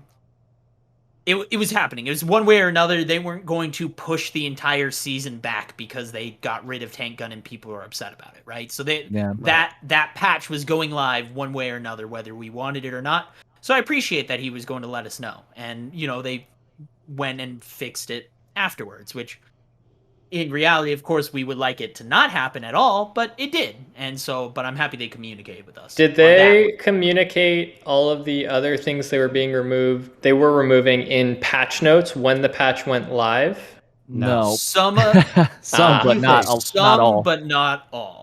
So that's what's frustrating. Honest, I don't think they knew all the ones that got patched, to be honest. honest. It seems like there's a disconnect between the engineers doing all the work and the people who are, the face of the community. And I think strange some of it is like, again, they don't come from the speedrunning community. They don't come from those Yeah. perspectives. So some of those changes, like some of the doors and things like that being closed off, or things are like minor things that are probably like a checkbox or like an engineer, someone just went in and did a tiny change that honestly they even forgot that they made at some point. Like that door and just doesn't take damage from the player in, anymore, but it takes damage from when it should. And I say that not in that. a way of trying to hit on engineers not knowing what they're doing. It's just simply like it's a minor change. They don't think too hard about it, and then that's it. So well, there's also the possibility of unintentional consequences, right? Code is complex. There's a lot of interdependencies, and so it's possible that they didn't know what they did. In any complex evolving system, it's hard to predict what will happen when you change something, right? So, but that's where QA comes in, and that's where you check things, and they can't have in reality they can't do patch notes on literally every tiny change that you do in a code base. There's so many tiny things that there's no way that they catch every single one. So yeah, the goal is to have complete coverage because you don't want to have hidden patch notes, right? Like hidden changes. Upsets people. So yeah, I feel like in this case I could see that. I mean, what % of their audience is speedrunners?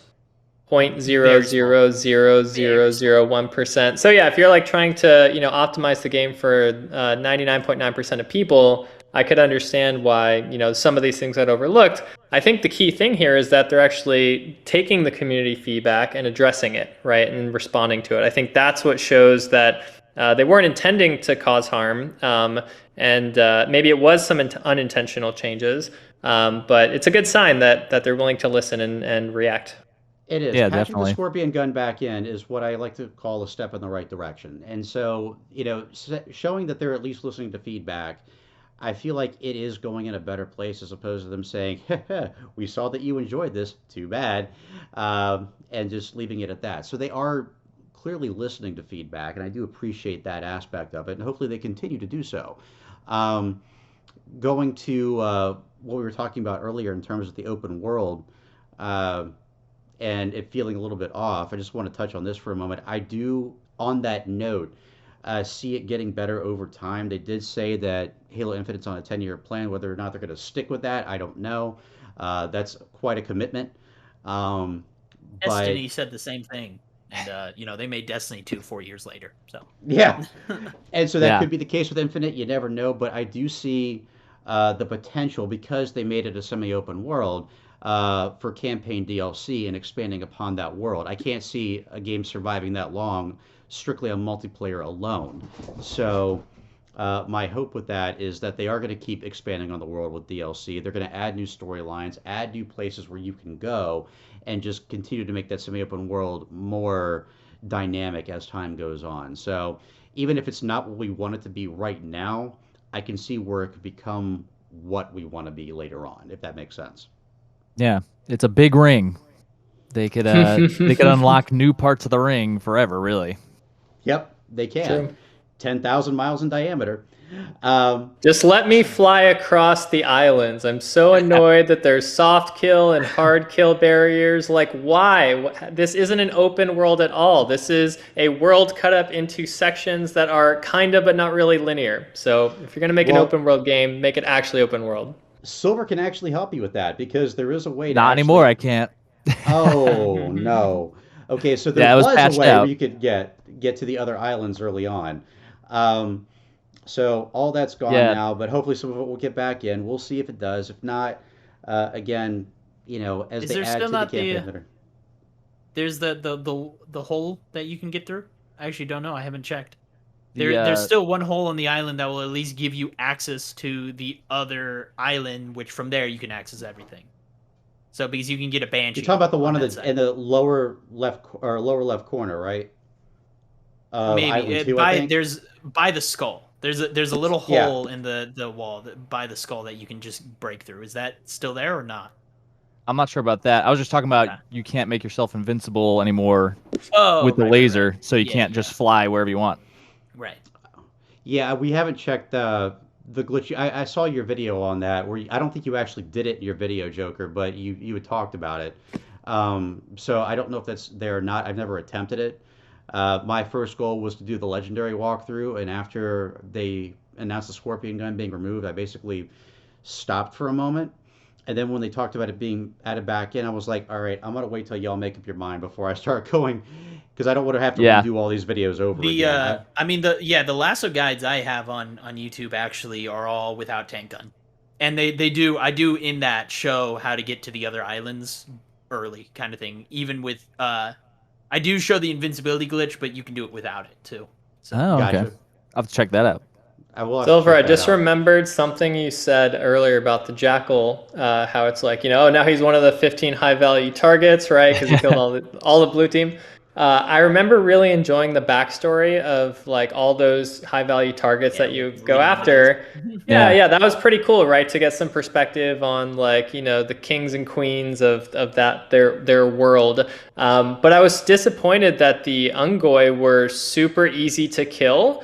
So you read these descriptions of like wreaked carnage on entire planets, and you like walk in with a DMR and 3-shot them. Like it was kind of just the story didn't really match, how difficult they were. I think there were 2 grunts that were high value targets. One had at least an overshield, or just a regular shield, and the other one, which you come across earlier in the game, has nothing. So you can just headshot him with one burst and he's done. And his description is like, don't underestimate him. Yeah, exactly. So I was like walking in expecting this amazing boss battle, maybe like a Dr. Robotnik style thing where he's got some huge machine that he controls or something. And maybe it was just one headshot. I just remember shooting a few times and he was dead. I was so disappointed. Another example of how like they should have the goblins from Halo 5. That's what I was going to mention, is that the grunt mechs, the goblins from Halo 5, that would have been an excellent like mini boss battle. In Infinite, they just completely, at least for now, it seems, nixed the idea. So, but go ahead, Eli. I want to hear what your follow-up was. No. That was it. Just saying that I felt that was another example. Oh, I was going to say that was just another example of open world content that felt very copy-paste. And they're just like, just have someone in marketing write a scary description of this guy, and he'll just be a grunt. Like, they could have done better. Yeah. With the side like content. One of the side pages you pick up in Resident Evil. Itchy, tasty. At least in the closet. At least those high value targets had like some cool like backstory to them. Like when you had to save all the stranded Marines, they didn't really. It was pretty even more copy paste for those, because it was just like, go there. There's gonna be some enemies there maybe to start. If not, right when you get there, there's gonna be like 2 phantoms that drop off enemies, and then just clear them out and you're done. And that was the case for all of them. There was so much opportunity for the fobs to do it right. I'm going to go on like a 15-minute rant here if you don't stop me. So maybe we need to go on a different episode or something. But yeah, I actually wrote a giant email to some friends. There was like a friend of mine who we were texting back and forth about Halo Infinite. I was like, I have so many thoughts on this. I just need to write a whole email. And it's just paragraphs and paragraphs. So if you all send me your email addresses, I can get that to you, and then maybe you can send it to the right people, and maybe they'll take that feedback into the next games. We'll see. Well, and of course, just send them this video too. I think this is a great combination here. So we can do more of these too. Yeah, I mentioned I have a small announcement at the end that I'd like to give out. So when we're wrapping up here, I think I'll announce them. I feel I wasn't planning on talking about it until later this month, but I think this is a good time to maybe mention something. So we'll get to it at the very end, though. You've got the heavy hitters here, so it would be excellent. Yeah. And so since we're sort of on that tangent, I want to get to the last segment of this, and this is directed at you, Eli. What is in store for you in the future? Do you plan on coming back to YouTube? Do you plan on sticking with Halo more, or just life in general? Where do you see your direction going from here? Yeah, unfortunately, not looking like I'm going to head back towards Halo. I mean, I love hanging out and playing with friends every now and then, but I haven't touched the game since like probably January. So yeah, I will always, of course, love Halo as a franchise and the community and the folks trying to make it better and better. But yeah, I have cautious optimism, I guess, about the follow-ups to Halo Infinite based on what I've heard here. I hope that one day there will be an incredible Halo movie or TV show. I can't wait for that day to come, because I feel like someone's got to put the right group of people together with the right amount of resources to make it happen. That's it. Get Bill Gates to do it. Would you consider doing videos on other games? Yeah, so actually, I didn't really speak that much about this, but one of the reasons I also left was just the economics of it didn't really make sense. Like, I'm looking at guys like PewDiePie who are growing my channel every day in the amount of subscribers, right? This, I had back in the day 50,000 subs or whatever, and he was getting literally 50,000 new subs a day. And I'm just like, I'm doing something wrong in my life if this guy is just like playing horror games and getting way more success than I am. So I didn't do it for the money. I didn't do it for the fame. I did it for the love, right? But part of my goodbye video was also like, money is important in life. Yes, it turns out. And if I want to have an impact, like a broader impact on the world, then I need to gain a new skill set. And so that's why I just recently retired as well. It's just time to move on. So exactly. So it was really fun. Like, I'm glad I did it. I'm so happy that I met all the people I did and I had the impact that I did at the time. But yeah, I don't think making like YouTube videos, it's in and of itself as an art form, is my passion. I'm still sort of in the entertainment space in terms of Prime Video, right? In that I'm, building marketing tools, but ultimately, yeah, I just like helping people, and however I can do that best, that's what I try to do. So my plan for the future is either, this company with my wife takes off, or if not, then I move back into software engineering at some other giant tech company, and who knows which one it'll be. But yeah, I have a few months ahead of me to reflect and explore options, talk to some friends who are entrepreneurs, see what that world is like right now. Since I just bought this house 2 months ago, like plenty of house projects. For those who have a house, it's an never-ending list of projects. So yeah, really looking forward to what the future brings. Well, I'll tell you this. First of all, just so you know, and I'm sure Silver and Joker feel the same way, if you ever get the itch to sort of get back into the media or get back into the eye a little bit, even if you don't want to work on your own channel, you are always more than welcome to be a guest on mine. It's always an honor seeing you and talking to you, and I know that your fans certainly love catching up, and I know they're going to enjoy this video again. Hopefully the audio works. So, but I know that they're going to be just ecstatic to see you. And so, I encourage you, to visit as often as you can, even if it means I'm producing all the content and you're just the guest. I'm perfectly fine with that, just to have you still around. So that said, I know that you're going to do great things or continue to do great things. And I'm wishing you absolutely nothing but the best in your endeavors, my brother. Awesome. No, it's very kind of you, Tyron, and really appreciate the offer. And I'm around. So if you ever have more ideas for content, hit me up. Can't guarantee I'll always be available, but of course I want to make myself as available as much as I can for you guys and all the Halo folks out there. So yeah, this has been a lot of fun, and I'm really curious to hear Joker's announcement. Yeah. So June 21st, I start my first day at 343. Oh, whoa! My God! That was my guess. I knew it. Nice. Yeah, they're taking another one of us. Eli. Yeah, so I actually got an offer a few weeks ago, right before I went on vacation. I just got back from Hawaii, actually, with the family. But I applied for a little while, and I had, honestly, John Unishek helped me a lot with it, giving me a referral and stuff like that. But I ended up getting a playtest coordinator position there, which is basically I'll just be involved working with all the different teams, making sure it's all in-house playtesting is pretty much what I'll be helping manage and stuff like that. And so it'll be a little bit of IT work and then a lot of admin, more so just like a communications role of just talking with the different teams and seeing what people need to make sure that whatever they need to actually test the game in their own in-house servers actually works. So yeah, that's awesome. I could not be more nice. proud of you. Congrats, Stepping man. up in the Halo world, man. So, yeah, I'm really excited. So moving on to the other We have side. a 343 employee here, right here in this chat, along with some other heavy hitters. Again, we have our legend here, Nak3d Eli. Just having you here alone made my year, essentially. So, and I know a lot of people will be thrilled about it. We have this excellent opportunity here for Joker now stepping up to the plate for 343 Industries, and of course I got my buddy Silver here who's going to keep helping.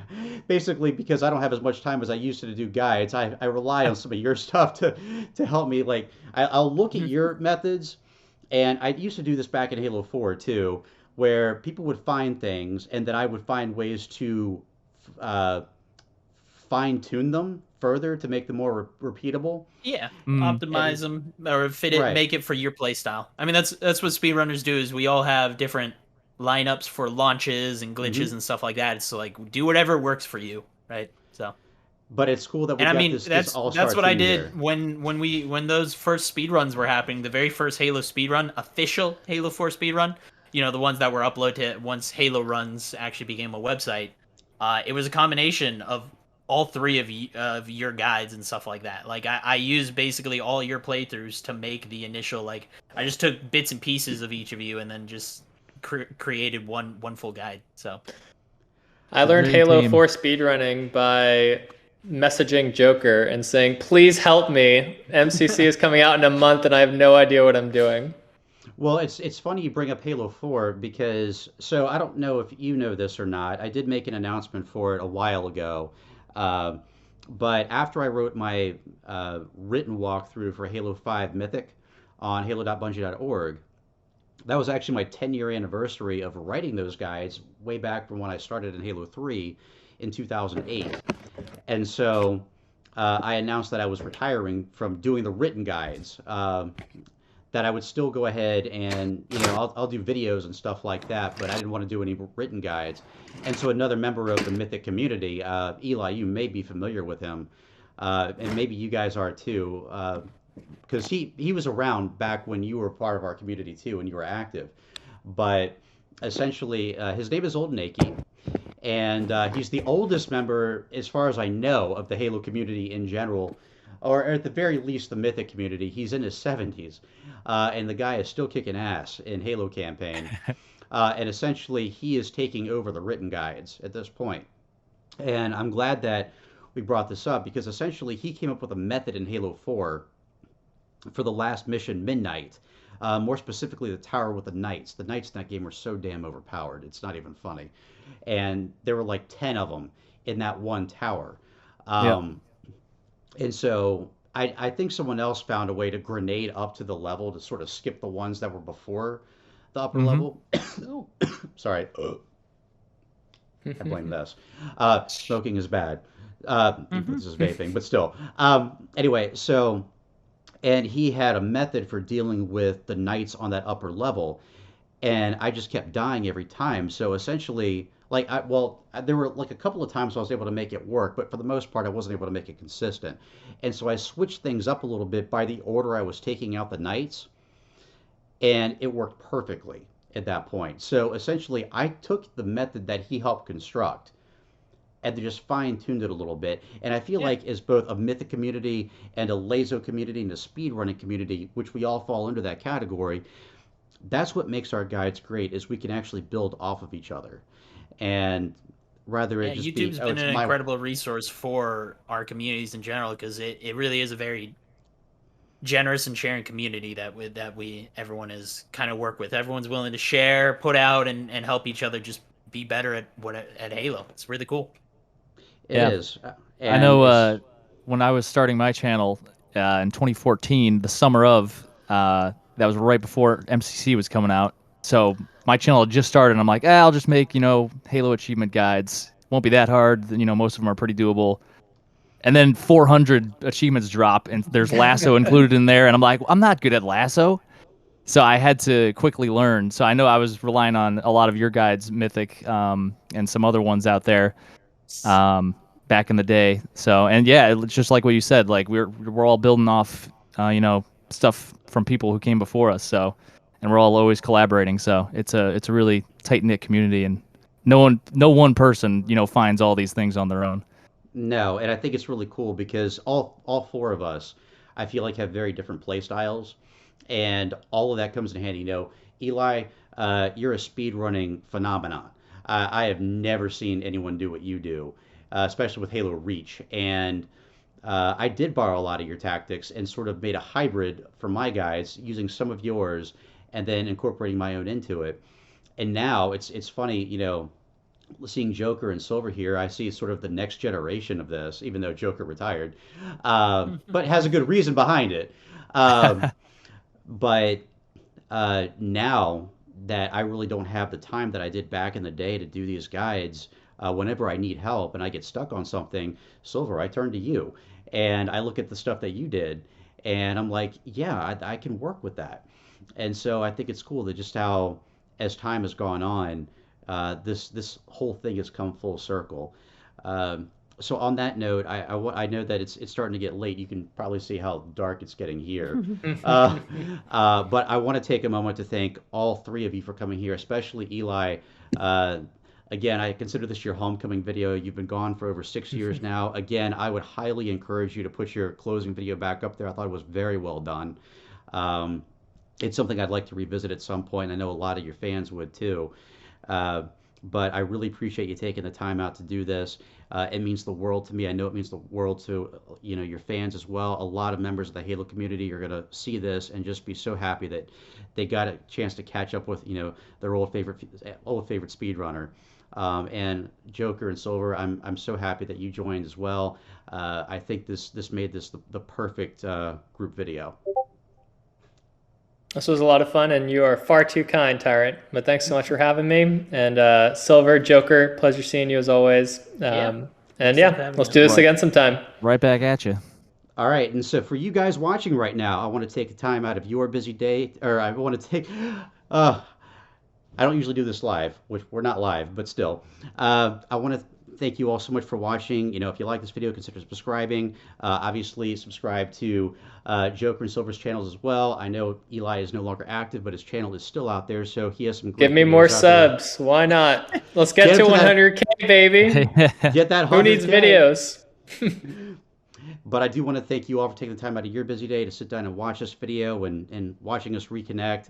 I do hope you enjoyed it. And if you did, I hope you consider subscribing for more great content right here on the channel, as well as my friends right here. Thank you all so much for watching. I hope you all have an absolutely wonderful week. And as always, I'm the Tyrant, signing off.